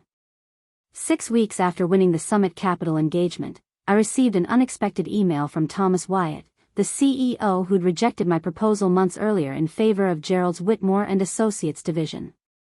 The subject line read, "Significant concerns about current advisory relationship." His message was brief but telling. "Natalie, I need to speak with you confidentially about potentially transitioning our advisory services. The firm we engaged has significantly underdelivered on promised capabilities. Can we meet this week?" I replied professionally, suggesting several times, and we met 2 days later at a neutral location far from both our offices. Thomas looked uncomfortable from the moment he sat down. "I need to be direct. Hiring Whitmore and Associates instead of your firm was a mistake. Gerald promised partner-level attention and customized strategy. What we've received is generic analysis from junior associates who clearly don't understand our business. Every deliverable has been late and inadequate. I appreciate you sharing that, I said carefully. Though I'm curious why you're telling me rather than addressing these concerns with Gerald directly. I have addressed them, Thomas said, frustration evident in his voice. Repeatedly. Gerald's response is always the same. Promises to personally oversee our account, assurances that quality will improve, explanations about internal transitions affecting service delivery. Nothing changes. Meanwhile, we're paying premium rates for substandard work. He leaned forward. The board has authorized me to terminate the Whitmore relationship and engage your firm if you're interested. Same scope of work we originally discussed, 1-year contract, with performance benchmarks to ensure we're both satisfied with the arrangement. The timing was interesting. Gerald had deliberately undercut me to win Thomas's business, presumably to send a message to other potential clients about competing with Pemberton's resources. Now that strategy was backfiring because he couldn't deliver on his promises while also managing his broader responsibilities. I'd need to review our current capacity, I said honestly. We've grown significantly since we last spoke, but I don't want to overcommit and underdeliver. That's the mistake institutional firms make, and it's precisely the dynamic I'm working to avoid. Thomas respected the honesty. Take a week to evaluate. But Natalie, understand that you have a reputation developing in this market. People talk. Word is spreading that you deliver what you promise, that you're responsive and strategic, that working with you means actually working with you rather than a rotating cast of junior staff. That's increasingly rare and valuable. After he left, I sat processing this development. 6 months ago, I'd been devastated by Thomas's rejection. Now he was returning, essentially admitting that cheaper alternatives had proven more expensive in terms of quality and results. The universe had a sense of irony after all. I discussed the opportunity with Samantha and Kevin that afternoon. Can we handle this scope of work given our current commitments? Samantha reviewed our project timelines thoughtfully. It's tight, but manageable if we're strategic about resource allocation. Kevin and I can handle the execution while you focus on client relationship management and business development. We'll need to be disciplined about scope creep and timeline management. Then let's do it, I decided. But we draft the contract terms carefully. Clear deliverables, reasonable timelines, and explicit language about our working model so there's no ambiguity about what they're getting. Thomas accepted our proposal enthusiastically. This is exactly the kind of transparency and realistic planning we didn't get from Whitmore and Associates. With that addition, Rhodes Advisory Partners' revenue projection for year 1 jumped to $1.4 million. We were profitable, growing, and developing a reputation that was attracting clients organically rather than requiring desperate business development. I was finally building something that couldn't be taken away, diminished, or credited to someone else. Every success belonged to our team. Every satisfied client represented our collective capability. Every new engagement validated the decision to leave institutional security for entrepreneurial uncertainty. Gerald had tried to prevent my success. Instead, he'd inadvertently accelerated it by demonstrating through his own poor service delivery exactly why clients needed alternatives to traditional institutional models. The woman who'd left Pemberton 6 months earlier, terrified and uncertain, was gone. In her place stood a business owner, team leader, and strategic advisor whose reputation was built on results rather than borrowed institutional credibility. The climb wasn't over. But for the first time since that humiliating promotion meeting, I felt like I was moving towards something rather than just away from something. And that made all the difference. The next 9 months transformed Rhodes Advisory Partners from a struggling startup into a recognized player in the regional financial advisory market. Our client roster expanded to 11 firms, revenue stabilized at a sustainable level, and our team grew to 7 people including 2 senior analysts, 3 associates, and an administrative coordinator who finally freed me from drowning in operational details. But success brought new challenges I hadn't anticipated. The work that had once energized me became routine. Client meetings blurred together. Financial models that once required creative problem-solving became repetitive exercises. I found myself managing people and processes more than doing the analytical work I loved. Samantha noticed first. We were reviewing deliverables for a Summit Capital mandate when she set down her pen and looked at me directly. You're not happy. What? I'm fine. Why would you say that? Because 6 months ago you'd be diving into this analysis yourself, finding the interesting wrinkles, getting excited about unconventional approaches. Now you're just reviewing my work and nodding approval. You've become a manager instead of a practitioner. Her observation stung because it was accurate. Somewhere in the transition from desperate survival to sustainable business, I'd stopped doing the work that had made me want to start Rhodes Advisory in the first place. We're growing, I said defensively.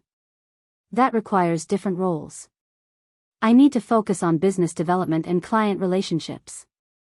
True, Samantha agreed. But you also need to stay connected to what made this firm special in the first place. Your analytical insight, your strategic creativity. Those things don't scale through delegation. They're what clients are actually paying for when they hire Rhodes Advisory instead of a larger firm. That conversation planted seeds of doubt that grew over the following weeks. I'd escaped Pemberton's constraints only to create new ones of my own making. Different pressures, different limitations, but constraints nonetheless. Meanwhile, Gerald's shadow continued looming larger than I'd expected. The legal threats had subsided after Pemberton's attorneys recognized they had no viable case, but Gerald's influence in the industry remained significant. He sat on several professional association boards, spoke at major conferences, and had relationships spanning decades. I began noticing patterns. Promising conversations with potential clients would suddenly cool without explanation. Conference speaking invitations I'd received preliminary approval for would be mysteriously withdrawn. Professional recognition I'd been nominated for would go to less qualified candidates with stronger institutional affiliations. Nothing I could prove definitively, but the circumstantial evidence suggested Gerald was working behind the scenes to limit my professional advancement beyond the specific client relationships I'd already secured. Dr. Vance confirmed my suspicions when we met for our quarterly mentor session. Gerald's been calling in favors, he said bluntly. I've heard from 3 different sources that he's actively campaigning against you receiving certain opportunities. Not overtly, just strategic suggestions that you're too inexperienced for particular roles, that your firm lacks appropriate infrastructure, that clients would be better served by more established alternatives. Can he actually damage my reputation that way?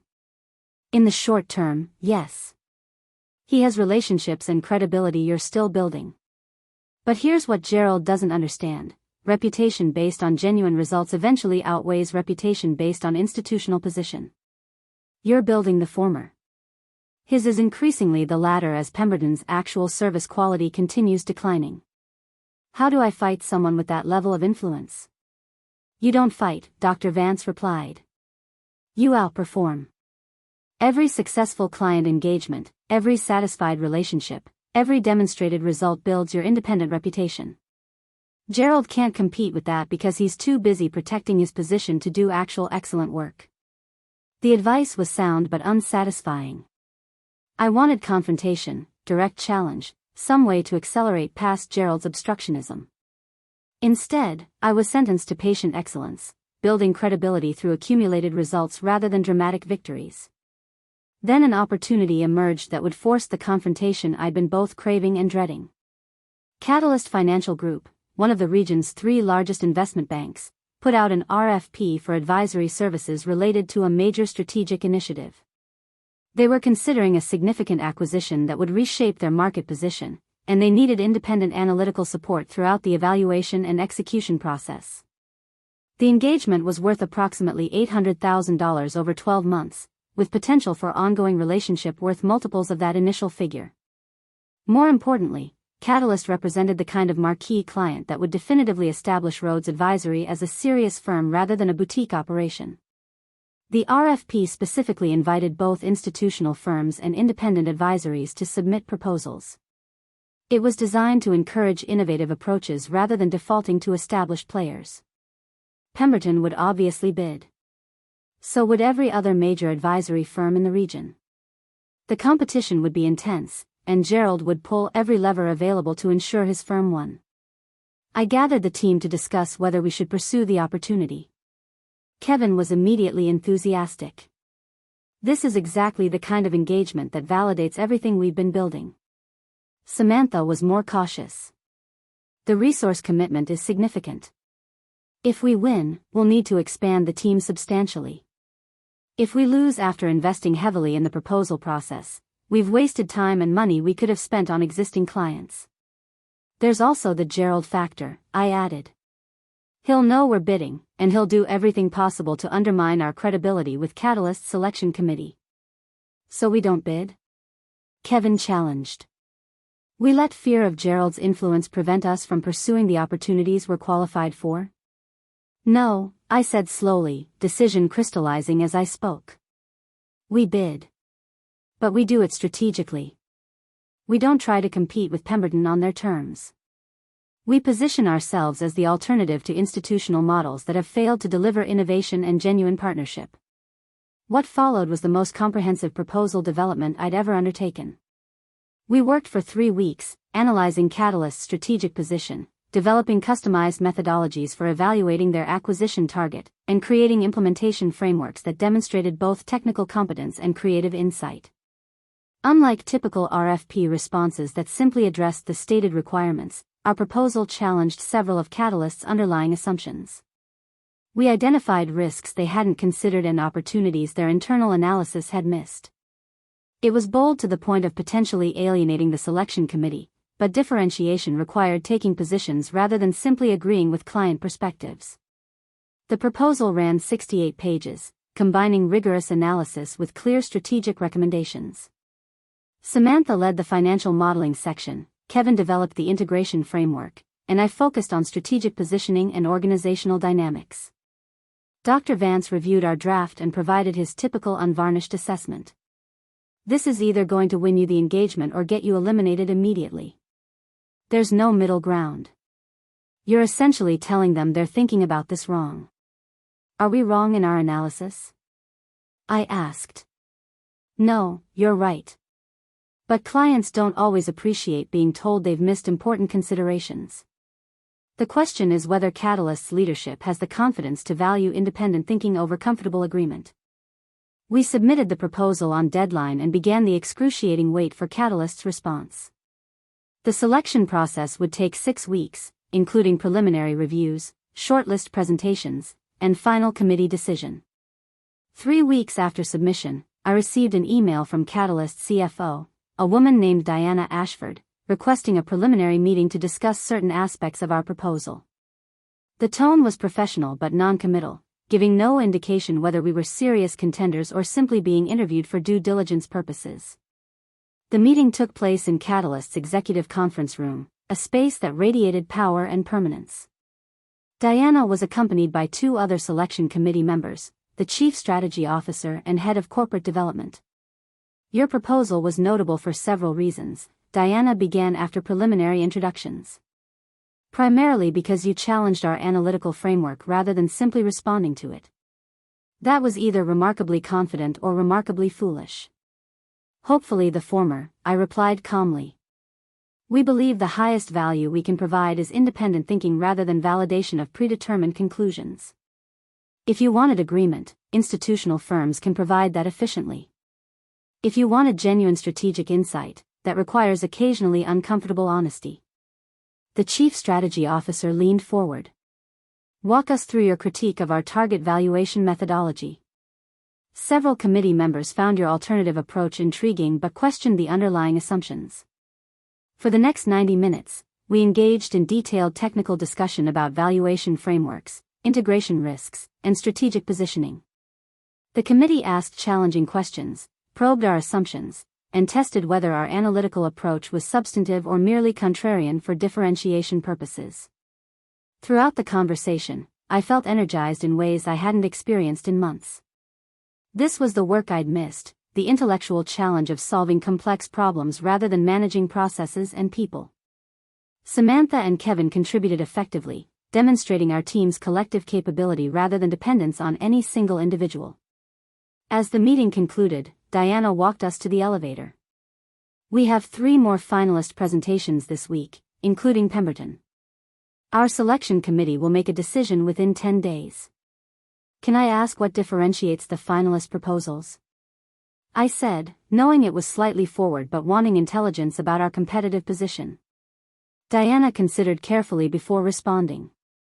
Yours was the only proposal that made us reconsider our strategic approach rather than simply offering to execute it. Whether that's valued appropriately remains to be seen. Some committee members appreciate the independent thinking. Others find it presumptuous from a relatively new firm. After we left Catalyst's offices, Kevin was euphoric. That went incredibly well.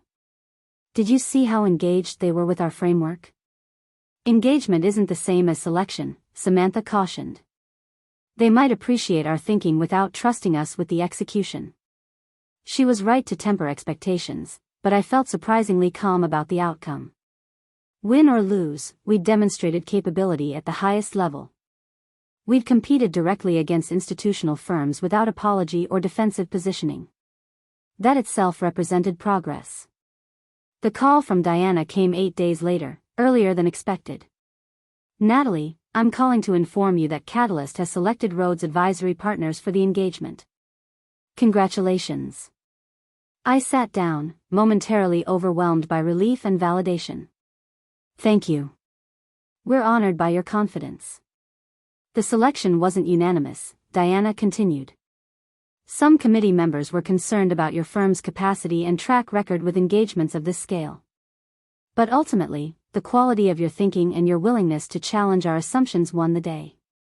We're hiring you precisely because you don't think like institutional advisors. I appreciate that transparency.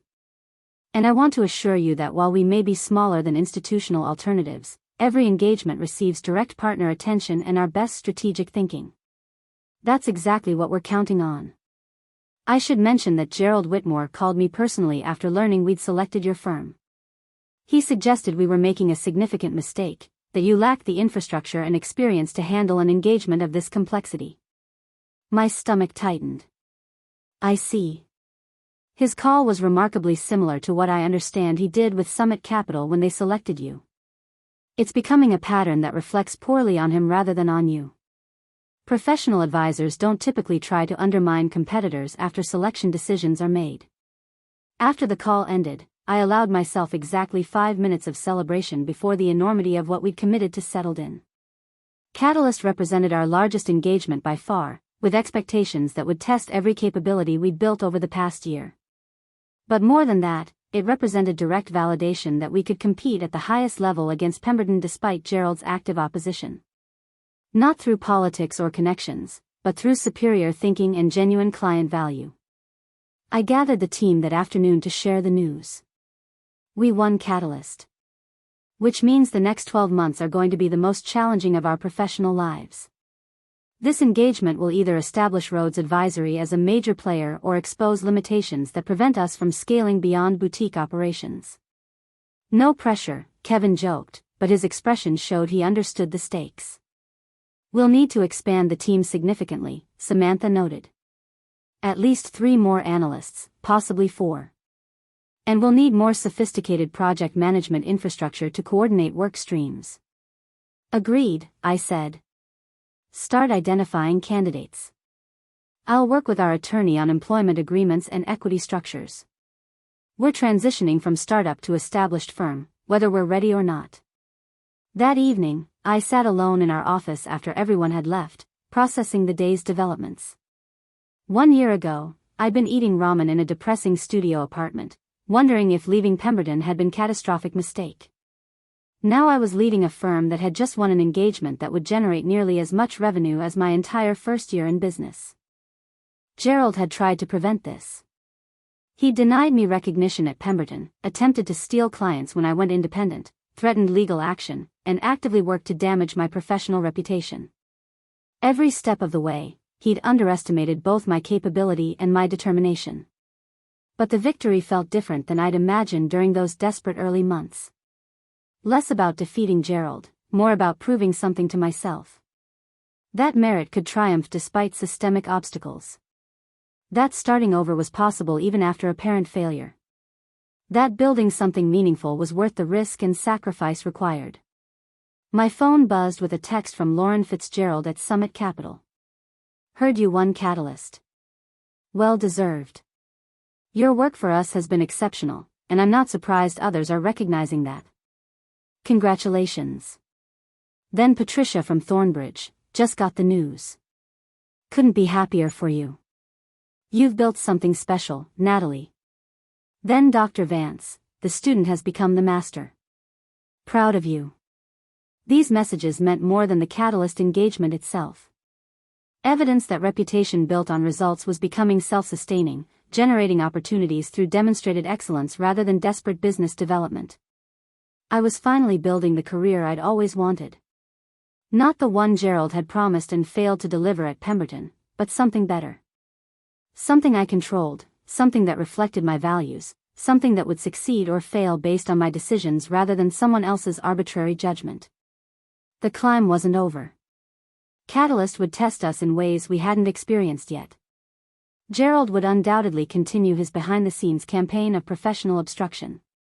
New challenges would emerge as we scaled from boutique firm to established player.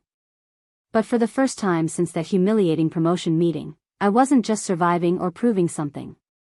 I was building deliberately toward a vision that extended beyond reaction to past injustice. And that shift from defensive to offensive posture, from responding to creating, marked the real turning point in my journey. The Catalyst engagement officially launched 3 weeks after contract signing. Diana Ashford assembled a joint working team, combining Catalyst's internal strategists with our advisory group for what she called collaborative intensive analysis rather than vendor-client hierarchy. The first meeting revealed the magnitude of what we'd undertaken.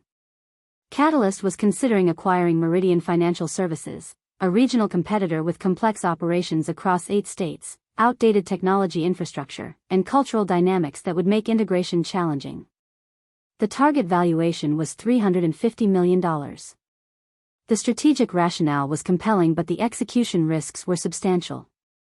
Our role was to provide independent assessment of value, identify integration obstacles, and develop frameworks for post-acquisition success. I assigned Samantha as project lead with Kevin managing the analytical team we'd rapidly assembled. 3 new analysts had joined specifically for this engagement, all talented but relatively inexperienced. They would need significant guidance while we simultaneously delivered work that met Catalyst's exacting standards. The work consumed our lives for the next 4 months. 16-hour days became routine. Weekends disappeared into due diligence reviews and model refinements. I found myself playing roles I'd never anticipated, part strategist, part project manager, part mentor to analysts who were learning complex methodologies under pressure. 2 months into the engagement, during a particularly brutal week where everything seemed to go wrong simultaneously, Samantha approached me with concerning news. "We have a problem," she said, closing my office door for privacy. "Kevin is burning out. He's making mistakes, missing details, losing the sharp analytical edge that made him valuable. Yesterday he submitted a financial model to Diana's team with a formula error that overstated synergy value by $40 million. How did that get through review?" I asked, immediately concerned. "Because we're all stretched too thin. I caught it before the client saw it, but barely. We're operating at unsustainable capacity, and the quality is starting to slip." I rubbed my eyes, feeling the exhaustion I'd been ignoring for weeks. "What do you recommend?" "Honestly, we need to hire a senior person who can share the leadership burden. Someone with enough experience that you're not reviewing every deliverable personally. Right now you're the bottleneck because nothing leaves this firm without your approval, and that's creating delays and preventing delegation." She was right, but the solution created its own complications. Senior talent required senior compensation, and our profit margins on the Catalyst engagement were already tighter than I'd projected. Hiring someone at the level Samantha described would essentially eliminate our profitability for the year. "Let me think about it," I said. That evening, I called Dr. Vance to discuss the dilemma. His response was characteristically direct. "You're facing the classic entrepreneurial trap. You've built a firm based on your personal expertise and judgment, but that model doesn't scale. If every decision requires your approval, your growth is limited by your personal capacity. You need to either accept being a boutique firm or build systems and hire talent that can maintain quality without your constant oversight. But hiring senior people is expensive. It could wipe out our profitability. Short-term profitability, he corrected. The question is whether you're optimizing for this year's income or building sustainable enterprise value. Those are fundamentally different strategies. The conversation crystallized a decision I'd been avoiding. Rhodes Advisory Partners needed to evolve beyond being Natalie's firm if it was going to become something that could compete at the highest levels consistently. I spent the next week reaching out to contacts about potential senior hires. The profile I needed was specific: someone with 10+ years of experience at top-tier firms, someone frustrated with institutional dynamics but not bitter, someone who could lead major engagements without constant supervision, and someone who valued building something over maximizing immediate compensation. The breakthrough came from an unexpected source. Lauren Fitzgerald at Summit Capital called about a different matter and mentioned in passing that her firm had recently lost a managing director to early retirement. Andrew Blackwell decided corporate life wasn't worth the stress anymore, she said. He's only 52 but wants to do something different. Consulting maybe, or advisory work that doesn't require the political navigation larger firms demand. He's exceptional, Natalie. Strategic thinker, client favorite, technically superb. If you're looking to expand your leadership team, you should talk to him. Andrew and I met for coffee 2 days later. He was exactly as Lauren described, accomplished but weary of institutional politics, technically brilliant but hungry for work that mattered beyond quarterly earnings reports. I spent 25 years building other people's wealth and reputation, he said during our conversation. Now I want to build something where my contributions directly impact outcomes rather than getting lost in bureaucratic machinery. Rhodes Advisory can't match your Summit Capital compensation, I said honestly. Not even close initially. But I can offer equity, leadership autonomy, and work that reflects your thinking rather than being filtered through 5 management layers. What's the equity structure? I'd anticipated this question and prepared an answer that balanced fairness with maintaining control. I'm offering 8% equity with 4-year vesting. You join as managing partner with full authority over engagement delivery and team development. I'd focus on business development and strategic positioning. We'd make major decisions jointly. Andrew considered this carefully. That's generous. Most founders wouldn't dilute that much for a single hire. Most founders don't need someone who can immediately elevate the firm's capabilities while sharing the leadership burden. I'm not looking for an employee. I'm looking for a partner who's equally invested in building something significant. We negotiated for another week before reaching terms. Andrew would join at a base salary significantly below his previous compensation but with equity participation that could be worth substantial value if Rhodes Advisory continued growing. His arrival transformed the firm's dynamics almost immediately. Andrew took over the Catalyst engagement leadership, freeing me to focus on business development and strategic client relationships. His experience and judgment meant deliverables no longer required my personal review. The team responded to his mentorship, and quality improved noticeably. More importantly, Andrew's reputation in the market provided instant credibility. When potential clients learned that Summit Capital's former managing director had joined Rhodes Advisory, it signaled that we'd evolved beyond startup status into legitimate competition for established firms. 3 months after Andrew joined, we were approached by Westfield Investment Corporation about a sensitive engagement. Their CEO had been accused of financial improprieties, and they needed independent forensic analysis to determine the validity of allegations before they became public. The engagement was politically explosive and technically complex. It also represented exactly the kind of high-stakes work that could either establish our reputation definitively or destroy it if we mishandled the analysis. Andrew and I discussed whether to pursue it. This is high risk, he noted. If we find evidence supporting the allegations and report it honestly, we make an enemy of Westfield's leadership. If we find nothing but the allegations later prove true, our credibility is damaged. And throughout the process, we'll be operating under intense scrutiny. So we decline? I didn't say that. I'm saying we need to be clear about what we're stepping into. This engagement will test our independence and integrity in ways normal advisory work doesn't. We accepted the engagement with explicit terms about analytical independence and unconditional reporting requirements. Whatever we found, positive or negative, would be reported without political filtering. The investigation took 6 weeks of intensive forensic analysis. Andrew led the work personally, examining financial records, interviewing key personnel, and reconstructing transaction patterns that might reveal improprieties. His conclusion was nuanced and uncomfortable. The CEO hadn't engaged in explicit fraud, but he had structured several transactions in ways that prioritized personal benefit over shareholder value. Legal, technically, but ethically problematic and potentially damaging if publicly disclosed. Our report documented these findings with clinical precision, neither minimizing concerns nor sensationalizing them. We recommended structural changes to governance and compensation that would prevent similar situations while acknowledging no legal violations had occurred. Westfield's board received the report with mixed reactions. Some members appreciated the honest assessment. Others were angry that we hadn't simply provided exoneration. The CEO, predictably, was furious and immediately began questioning our methodology and motivations. 2 weeks after delivering the report, the allegations became public through a media investigation. Our analysis was subpoenaed as part of regulatory review. Everything we documented was scrutinized by attorneys, regulators, and journalists looking for any evidence of bias or incompetence. The pressure was intense. Media outlets called seeking comment. Competitors implied we'd been politically motivated in our conclusions. Westfield's CEO publicly suggested we'd exceeded our mandate and drawn unwarranted inferences from ambiguous data. Through it all, Andrew and I maintained absolute consistency. Our analysis was thorough, our methodology was sound, and our conclusions were supported by documented evidence. We refused to be intimidated into retreating from findings we knew to be accurate.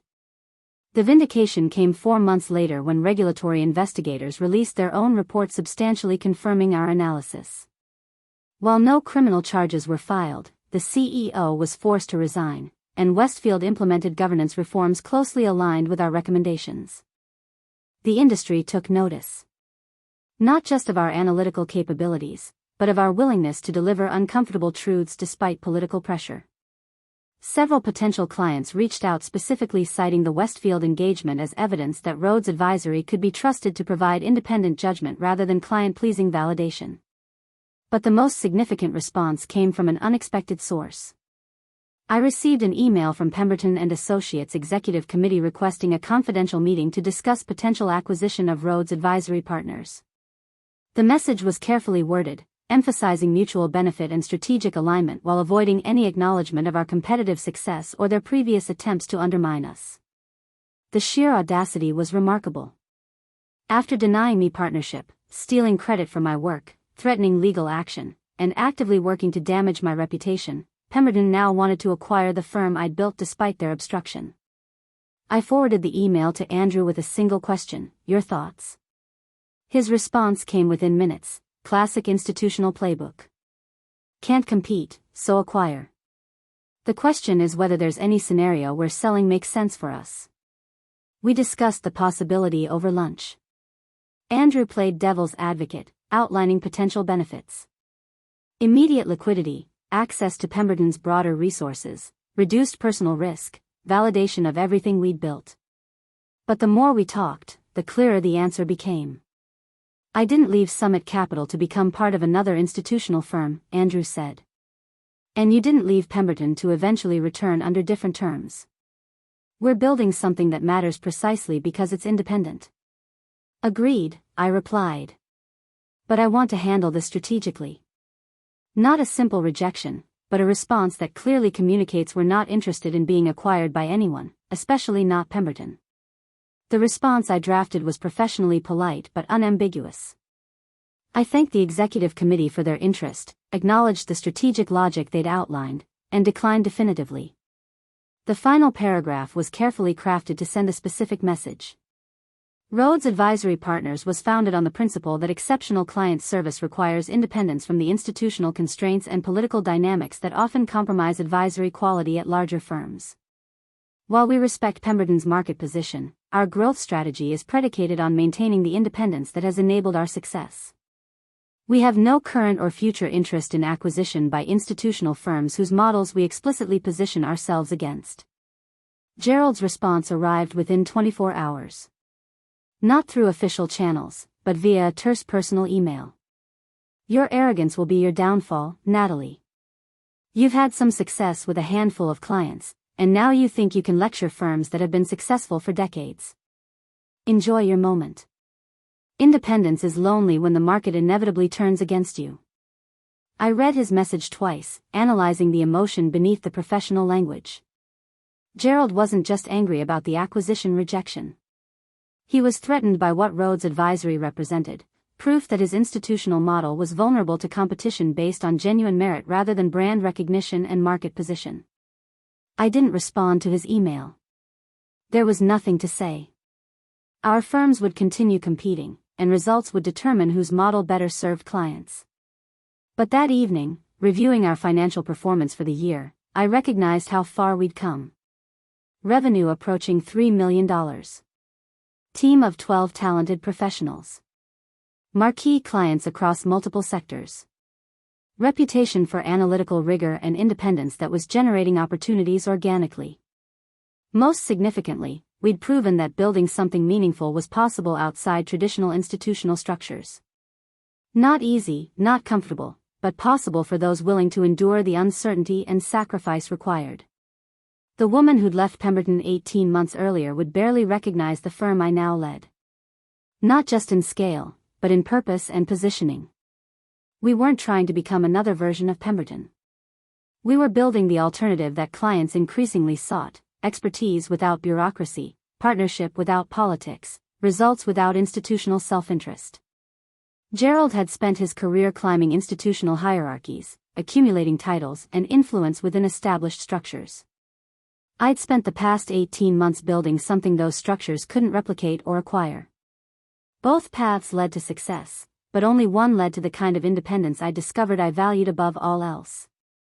And that realization marked a fundamental shift in how I understood my own journey. This wasn't about defeating Gerald anymore. It was about creating something worth building regardless of his opposition or validation. Something that would outlast both of us, built on principles that transcended individual ambition or competitive dynamics. The next chapter wouldn't be about proving him wrong. It would be about proving ourselves right. And that was an infinitely more interesting challenge. 2 years after leaving Pemberton, Rhodes Advisory Partners hosted its annual client appreciation event at the Harborview Club, an exclusive venue overlooking the waterfront. The gathering was designed to celebrate partnerships while providing networking opportunities among our diverse client base. I'd chosen the location deliberately.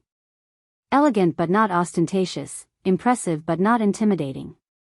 The evening represented how far we'd evolved from desperate startup to established firm, yet I'd been careful to avoid the pretentious excess that characterized events at firms like Pemberton. Andrew had questioned whether the expense was justified. "We're spending $40,000 on one evening," he'd noted while reviewing the budget. "That's real money we could invest in capabilities or people." "It's an investment in relationships," I'd countered. "These clients chose us when we were unproven." This evening acknowledges that loyalty while demonstrating we'd become the firm they believed we could be. The guest list included representatives from all our major clients: Patricia from Thornbridge, Lauren from Summit Capital, Diana from Catalyst, and 15 others who'd taken risks on Rhodes Advisory when larger, safer alternatives existed. What I hadn't anticipated was the gatecrasher. The evening was progressing smoothly when I noticed a disturbance near the entrance. Security was speaking with someone who'd arrived without an invitation. As I moved closer to address whatever issue had emerged, I recognized the uninvited guest. Gerald Whitmore. He was dressed impeccably as always, but something in his appearance had changed. Subtle signs of stress, deeper lines around his eyes, a tightness in his jaw, a slightly disheveled quality despite the expensive suit. He spotted me and smiled, though it didn't reach his eyes. "Natalie. Quite an impressive gathering. I hope you don't mind me dropping by. This is a private event, Gerald. For clients only." "I'm aware. I was hoping we could speak briefly. Professional courtesy between colleagues." Every instinct screamed to have security remove him immediately. But curiosity won out. What could possibly motivate Gerald to crash an event where he knew he wasn't welcome? I gestured toward a quiet alcove away from other guests.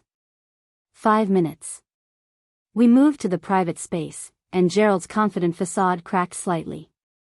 I'll be direct. Pemberton is experiencing significant challenges. Several major clients have terminated relationships over the past year. Our reputation has suffered following the Westfield matter and some other high-profile disappointments. The executive committee is considering restructuring options. I'm sorry to hear that, but I'm not sure why you're telling me. He took a breath before continuing. Because the restructuring might include bringing in new partnership. People who've proven they can build client relationships and deliver results. People like you. The absurdity was stunning. You want me to return to Pemberton? After everything? Not as an employee. As an equity partner with full profit participation and board representation. The firm needs fresh perspective and demonstrated capability. You've proven both. I studied him carefully, looking for the angle, the hidden manipulation. But what I saw instead was something unexpected: desperation. Gerald wasn't offering partnership out of magnanimity. He was trying to save his own position by bringing in talent that could revitalize Pemberton's declining fortunes. Why would I possibly consider that? I asked. I built Rhodes Advisory specifically because Pemberton represents everything I was trying to escape. Institutional politics, credit theft, talent exploitation. Because running your own firm means constant pressure, Gerald replied. Every payroll is your personal responsibility. Every client loss threatens your survival. Every growth decision carries risk you bear alone. Partnership at Pemberton would provide stability, resources, and reduced personal liability. And in exchange, I'd give up independence and likely watch my contributions get minimized by the same institutional dynamics that drove me to leave originally. Gerald's expression hardened slightly. Your independence is an illusion, Natalie. You're still dependent on clients who could leave at any time. You're competing against firms with far greater resources. One significant mistake, one major lawsuit, one economic downturn, and Rhodes Advisory could collapse. Pemberton has survived for 40 years because institutional structures provide resilience individual firms lack. Pemberton has survived for 40 years by exploiting talented people and extracting value from their work, I corrected. That model is failing, which is why you're here attempting to recruit someone you once tried to destroy professionally. I never tried to destroy you, he protested. I made business decisions you disagreed with. That's not the same thing. The revisionist history was almost laughable. You denied me earned compensation, blocked my partnership advancement, installed an unqualified supervisor above me, attempted to steal my client relationships, threatened baseless litigation, and actively campaigned against my professional opportunities. That's not business decisions. That's systematic retaliation. For a moment, Gerald looked genuinely shocked, as if he'd never considered his actions through that lens. I was protecting the firm's interests. You were protecting your own position by preventing anyone talented from threatening it. The difference matters. He was quiet for several seconds before responding. Perhaps you're right. Perhaps I did see you as a threat rather than an asset. But that doesn't change the current reality. Pemberton needs what you've built. And you might benefit from what Pemberton can provide. I appreciate you coming here, Gerald. Genuinely. It took courage to make this offer given our history. But Rhodes Advisory isn't for sale, and I'm not interested in returning to institutional employment at any level. You're making a mistake, he said, frustration creeping into his voice. Pride is expensive, Natalie. Eventually, you'll recognize the limits of what you can achieve independently. Maybe. But I'd rather discover those limits through effort than accept artificial constraints imposed by institutional structures designed to benefit partners at the expense of everyone else. After Gerald left, I returned to the event, but the encounter had unsettled me. Not because his offer was tempting, it wasn't, but because it revealed how dramatically the power dynamic had shifted in just 2 years. The man who'd once controlled my professional destiny was now approaching me for help salvaging his firm. The institution I'd once viewed as unassailable was struggling while the startup I'd built from desperation was thriving. Andrew found me on the terrace overlooking the harbor, clearly having noticed something was wrong. "Everything okay?" I saw Gerald leaving. I explained the conversation, Gerald's offer, and my rejection. Andrew listened thoughtfully before responding. "He's not entirely wrong about the vulnerabilities of independence," he noted. "We do carry risks that institutional firms distribute across broader portfolios. But what he's missing is that those risks are the price of building something that actually matters rather than just extracting value from other people's work." "Do you ever regret leaving Summit Capital?" I asked. "Taking a significant pay cut to join a firm that could still fail despite our current success?" "Honestly, not for a second.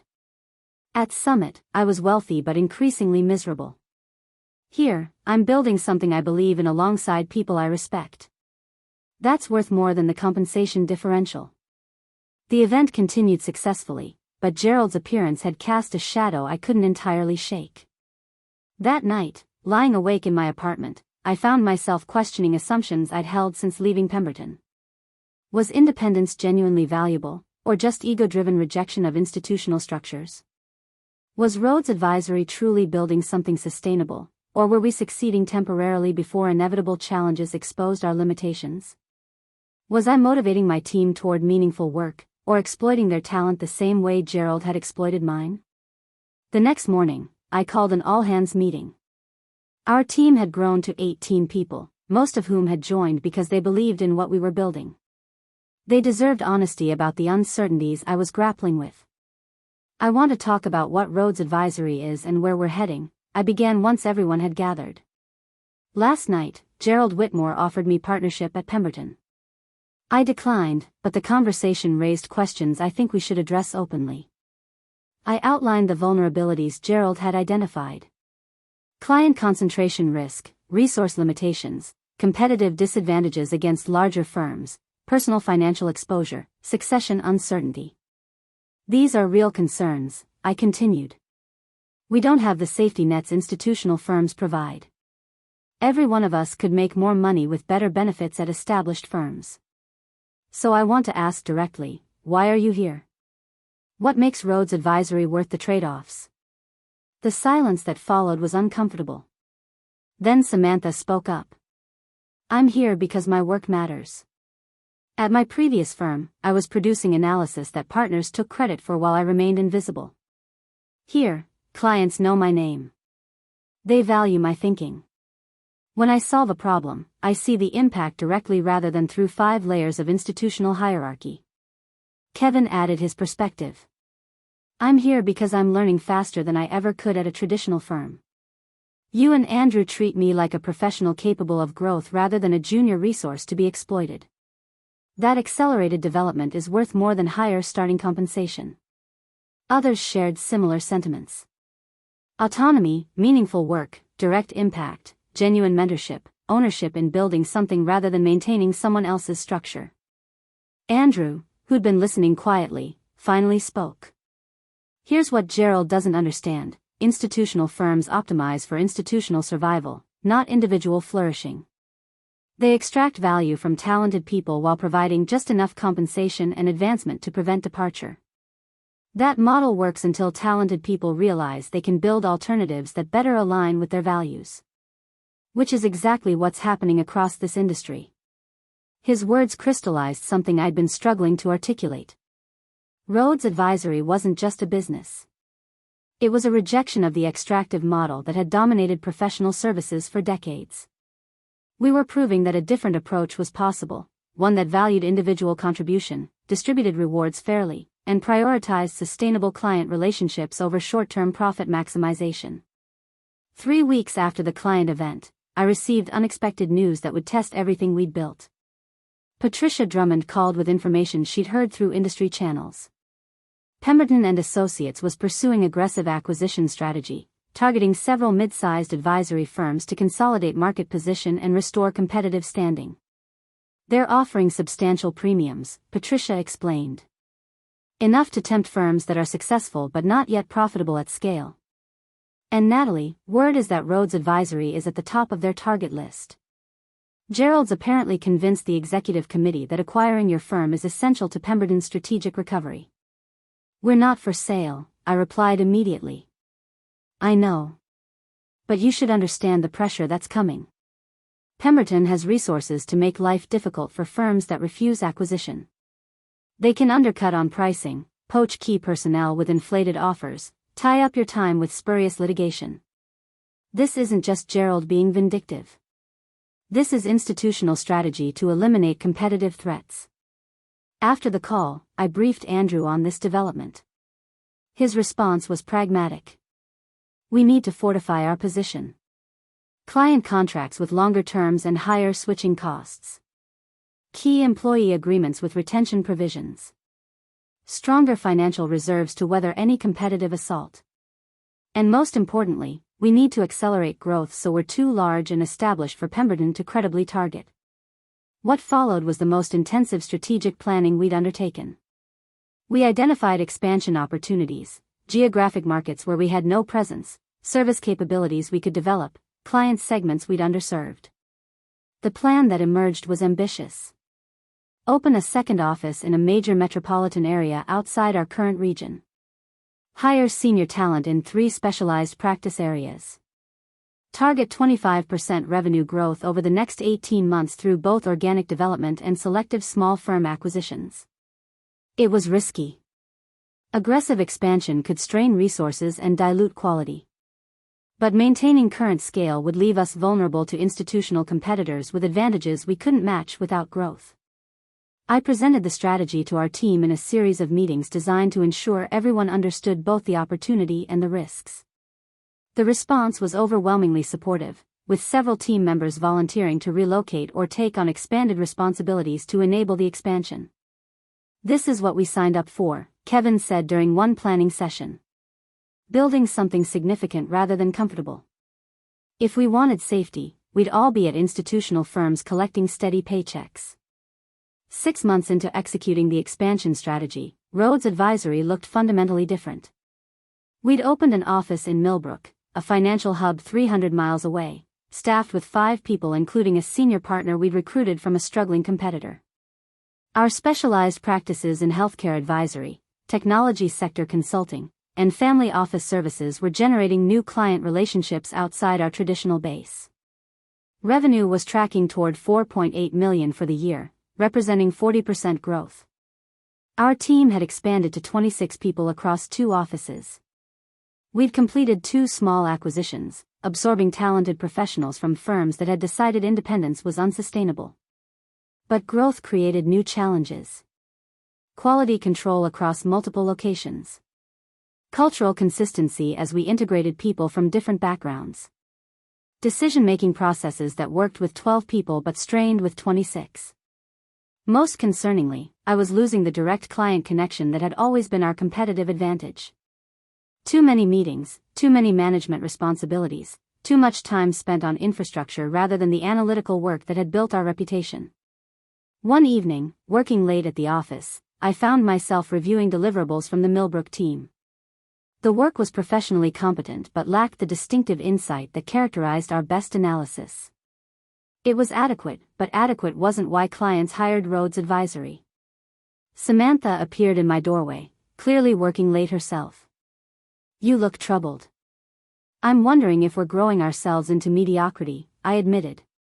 This deliverable is fine. But fine isn't what Patricia Drummond or Lauren Fitzgerald expect from us.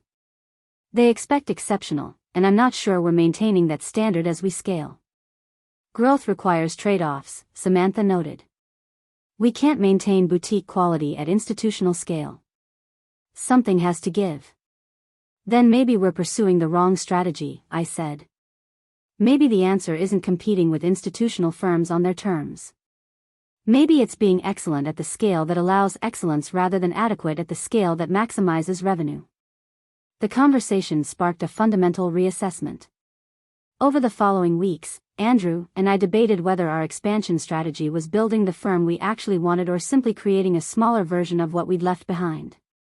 The resolution came during a weekend retreat with our senior leadership team. 8 of us gathered at a conference center to address a single question: what does success actually mean for Rhodes Advisory? The discussion lasted 12 hours, challenging assumptions, exploring values, and honestly assessing whether our current trajectory aligned with why we'd started the firm originally. The consensus that emerged surprised me. We didn't want to become the next Pemberton. We wanted to be the alternative to Pemberton, smaller, more selective, genuinely excellent rather than institutionally impressive. That meant strategic choices. Limiting growth to maintain quality. Turning away engagements that didn't fit our capabilities. Focusing on depth rather than breadth, mastery rather than scale. We're leaving money on the table with this approach, I acknowledged. Institutional firms will capture opportunities we decline. Good, Andrew replied. Let them have the mediocre work that requires armies of junior staff to execute. We'll keep the complex, high-value engagements where genuine expertise matters. Different strategies for different firms. The decision marked another turning point. We weren't competing with Pemberton anymore. We were building something categorically different that would succeed or fail on its own merits rather than in comparison to institutional alternatives. And somehow, that felt like the truest form of victory, not defeating Gerald, but transcending the competitive dynamics he represented entirely.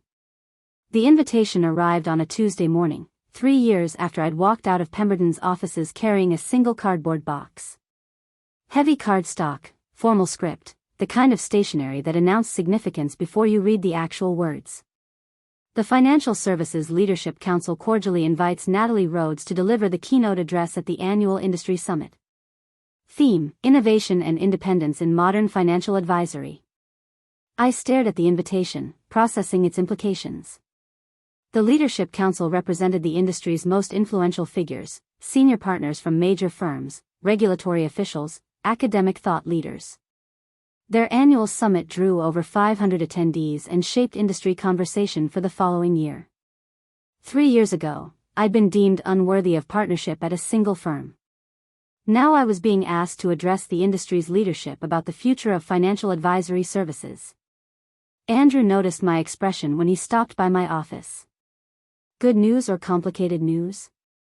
Both, I replied, handing him the invitation.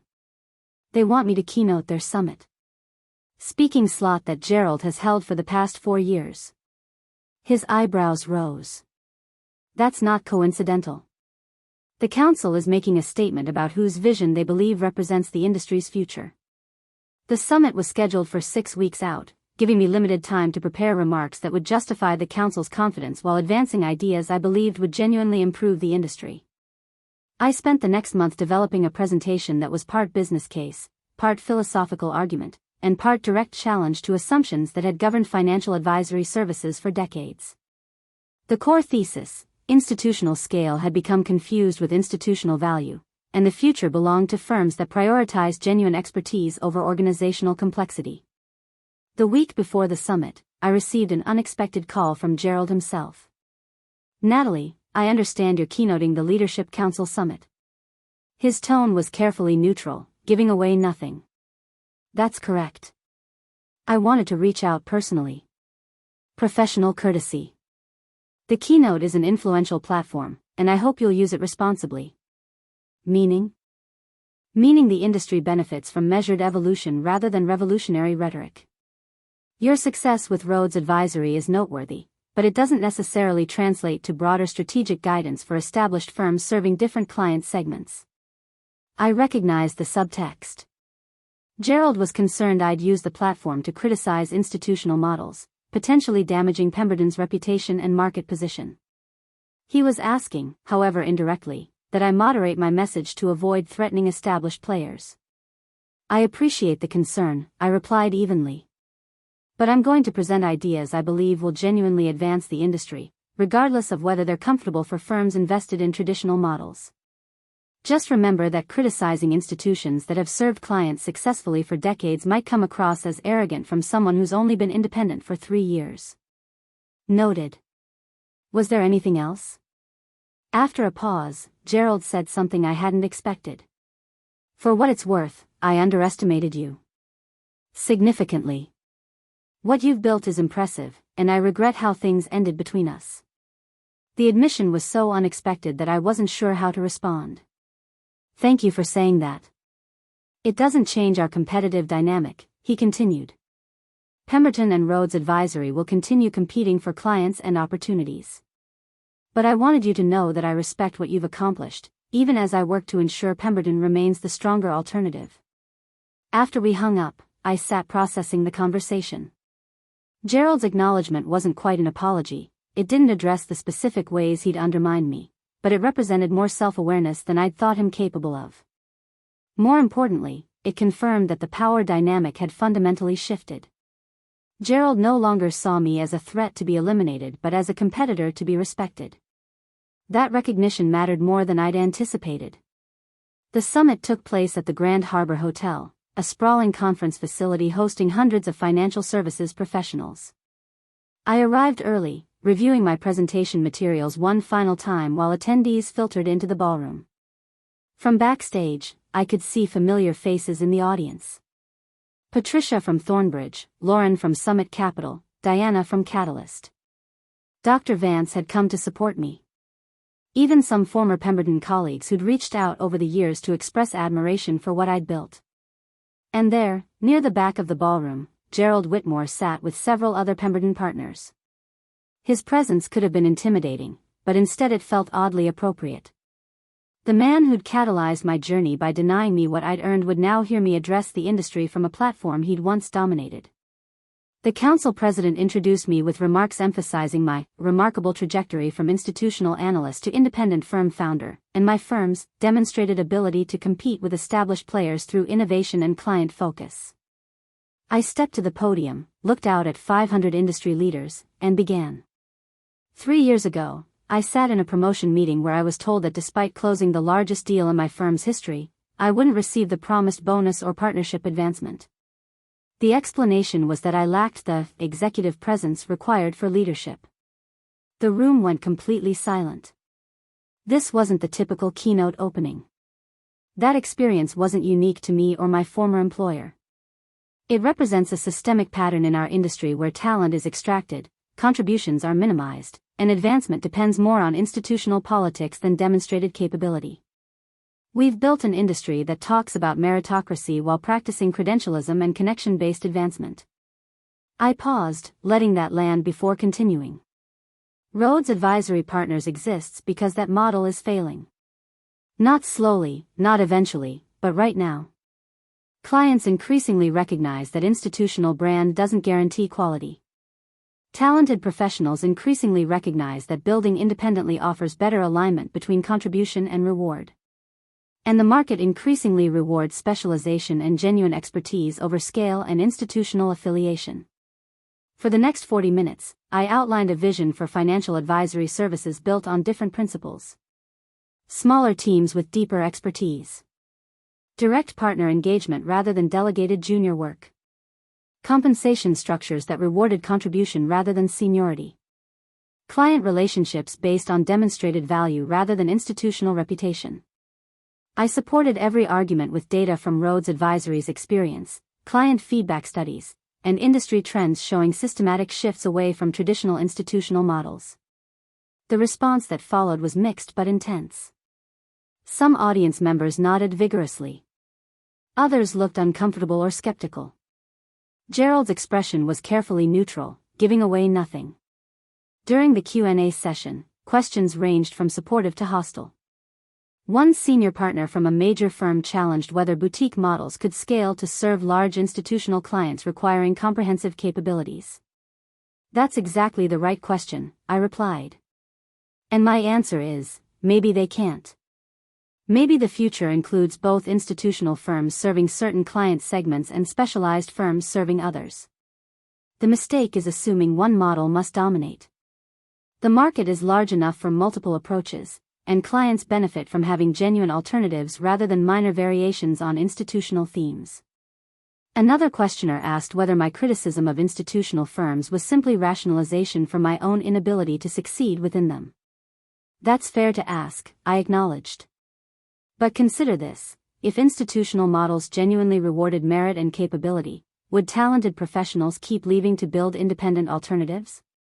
The existence of firms like Rhodes Advisory isn't evidence of individual resentment. It's evidence of systemic dysfunction that pushes talent away rather than developing and retaining it. As the session concluded, the applause was substantial but not universal. I'd made people uncomfortable, which had been intentional. Comfortable keynotes don't change industry conversation. Afterward, dozens of people approached to continue the discussion. Some were supportive, sharing their own experiences with institutional limitations. Others wanted to debate specific points. A few were recruiters from institutional firms, ironically trying to hire me after I'd spent 40 minutes explaining why institutional employment was becoming less attractive. Patricia found me during a brief break in conversations. That was remarkable. Honest in ways I've never heard at these events. You're going to catch significant criticism for it. Probably, I agreed. But someone needed to say it. This industry has been too comfortable with extraction models disguised as professional development for too long. Dr. Vance's assessment was characteristically direct. You made enemies today. But you also articulated a vision that's been emerging in practice but hasn't been well expressed in theory. That matters. Industries change when someone can articulate why the status quo isn't working and what alternatives might look like. The most unexpected response came from Gerald. He approached as the crowd was thinning, his expression thoughtful rather than angry. That was a strong presentation, he said. I disagreed with significant portions, but it was intellectually honest and well argued. I appreciate that. You're right that institutional firms have problems. But you're wrong if you think independent models can replace institutional capacity. The future probably looks more like coexistence than replacement. Different firms serving different needs. I actually agree with that, I replied. I wasn't arguing for elimination of institutional firms. Just for recognition that they're not the only viable model, and that alternatives deserve space to develop rather than being systematically undermined. He nodded slowly. Fair enough. For what it's worth, Pemberton is implementing some changes. Not abandoning our institutional structure, but addressing some of the talent development and recognition issues you highlighted. Your success has forced us to examine assumptions we'd stopped questioning. After he walked away, Andrew appeared at my side. Did Gerald Whitmore just acknowledge that your firm pushed Pemberton to improve? Apparently. 3 years changes a lot. That evening, alone in my hotel room, I reflected on how far the journey had traveled. The woman who'd left Pemberton broken and uncertain had become someone confident enough to challenge industry assumptions from the industry's most prominent platform. But more than external success, I discovered something unexpected about myself. The anger and desire for revenge that had initially motivated my departure had gradually transformed into something healthier, genuine purpose. I wasn't building Rhodes Advisory to prove Gerald wrong anymore. I was building it because I believed the alternative model we represented made the industry better. 6 months after the summit, Rhodes Advisory celebrated its 4th anniversary. Our revenue had stabilized at around $5 million annually, serving 28 clients with a team of 31 professionals across 2 offices. We'd deliberately chosen not to pursue maximum growth, instead focusing on work quality and team sustainability. The firm had become profitable enough that I'd been able to provide substantial equity stakes to senior team members. Andrew owned 15%, Samantha and Kevin each held 8%, and we'd established an equity pool for emerging leaders. Rhodes Advisory was becoming genuinely shared enterprise rather than just Natalie's firm. My personal life had also evolved in unexpected ways. I'd started dating again, tentatively at first, eventually meeting someone who understood and respected my professional commitments without requiring subordination of my career. We weren't rushing toward anything, but the relationship represented healing I hadn't been sure was possible. My apartment had upgraded to a comfortable 2-bedroom in a neighborhood I actually enjoyed, though nothing extravagant. Financial security mattered, but I discovered that beyond a certain threshold, additional wealth generated diminishing returns on happiness. The most satisfying development came from unexpected sources. Young professionals, particularly women, had started reaching out to share that my keynote or my firm's success had inspired them to pursue independent paths or demand better treatment within institutional settings. One email in particular stayed with me. An analyst at a major firm had written, "I've been told for 3 years that I'm not ready for promotion despite consistently outperforming peers who've advanced. Your story helped me recognize this isn't about my readiness. It's about their unwillingness to recognize talent that doesn't fit their predetermined mold. I'm starting my own practice next month, and while I'm terrified, I'm also excited for the first time in years." That message represented something more valuable than revenue or industry recognition. Evidence that sharing my story authentically had helped others recognize their own capacity for building alternatives to systems that undervalued them. 5 years after the promotion meeting that had shattered my world, I received one final communication from Gerald. Not a business proposal or competitive challenge, but a simple note on personal stationery. "Natalie, I'm retiring from Pemberton at year-end. Transitioning to advisory board role rather than active management. As I reflect on my career, I have regrets about how I treated talented people, particularly you. I told myself I was protecting institutional interests, but honestly I was protecting my own position from people I found threatening. That was wrong, and I'm sorry. Your success hasn't just vindicated your decision to leave. It's exposed flaws in how I led and evaluated talent. I hope that realization, however late, counts for something. Best wishes for continued success. Gerald." I read the note 3 times, processing emotions I couldn't quite name. Not vindication exactly, more like closure. Gerald's acknowledgement didn't erase what had happened, but it confirmed that the system that had undervalued me was beginning to recognize its own limitations. I drafted a response carefully, wanting to be honest without being cruel. "Gerald, I appreciate your note and your honesty. Building roads advisory taught me that anger makes poor foundation for sustainable success. I'm not glad for the pain your decisions caused, but I'm grateful for the growth it necessitated. I discovered capabilities I might never have developed within institutional constraints. Different paths serve different purposes, and mine needed to lead away from Pemberton to lead towards something meaningful. I wish you well in retirement. Natalie." That evening, the leadership team gathered for dinner to celebrate our 5th anniversary milestone. No formal presentations, just colleagues who'd become friends sharing a meal and reflecting on an improbable journey. 5 years ago, did any of you imagine we'd be here? I asked as dessert arrived. Kevin laughed. 5 years ago, I was unemployed and desperate. If you'd told me I'd be a senior partner in a successful advisory firm, I would have thought you were delusional. I thought we'd fail within 6 months, Samantha admitted. The odds were ridiculous. Undercapitalized startup competing against established firms with 100-year track records. But somehow we didn't fail, and eventually we stopped almost failing, and then we actually succeeded. Andrew raised his glass. To succeeding not despite the odds, but because we were too stubborn or stupid to recognize how unlikely it was. We toasted, laughed, and continued reminiscing about challenging moments that had seemed catastrophic at the time but now felt like character-building experiences we'd survived together. Later, Andrew pulled me aside. "You know what's most impressive about what we've built? It's not the revenue or the client list or the industry recognition. It's that we created something where people actually want to work. Where talent is developed rather than extracted. Where success is shared rather than hoarded by partners. That's the real legacy." He was right. Rhodes Advisory's greatest achievement wasn't defeating Gerald or proving institutional models obsolete. It was demonstrating that alternative approaches were possible for those willing to endure the uncertainty and risk required to build them. The journey from that humiliating promotion meeting to this moment of genuine satisfaction had been longer and harder than I could have imagined.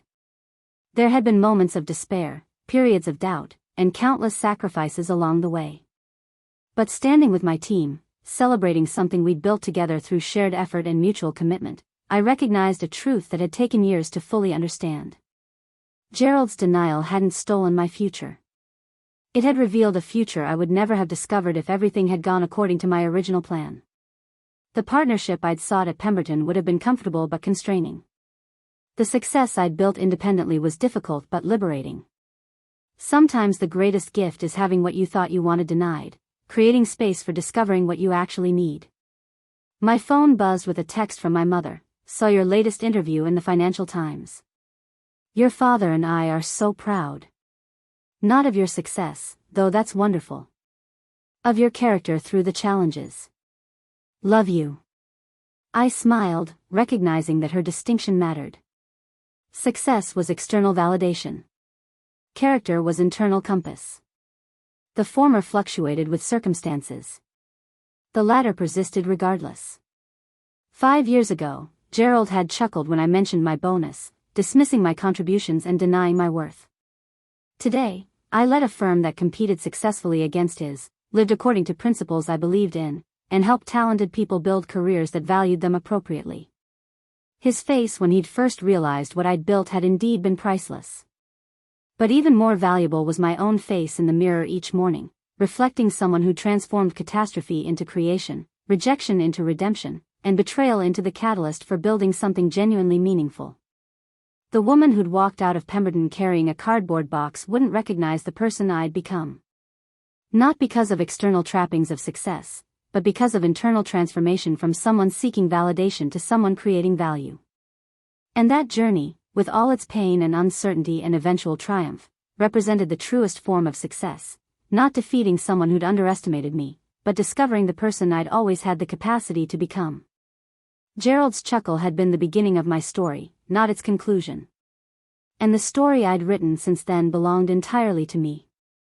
Up next, you've got 2 more standout stories right on your screen. If this one hit the mark, you won't want to pass these up. Just click and check them out.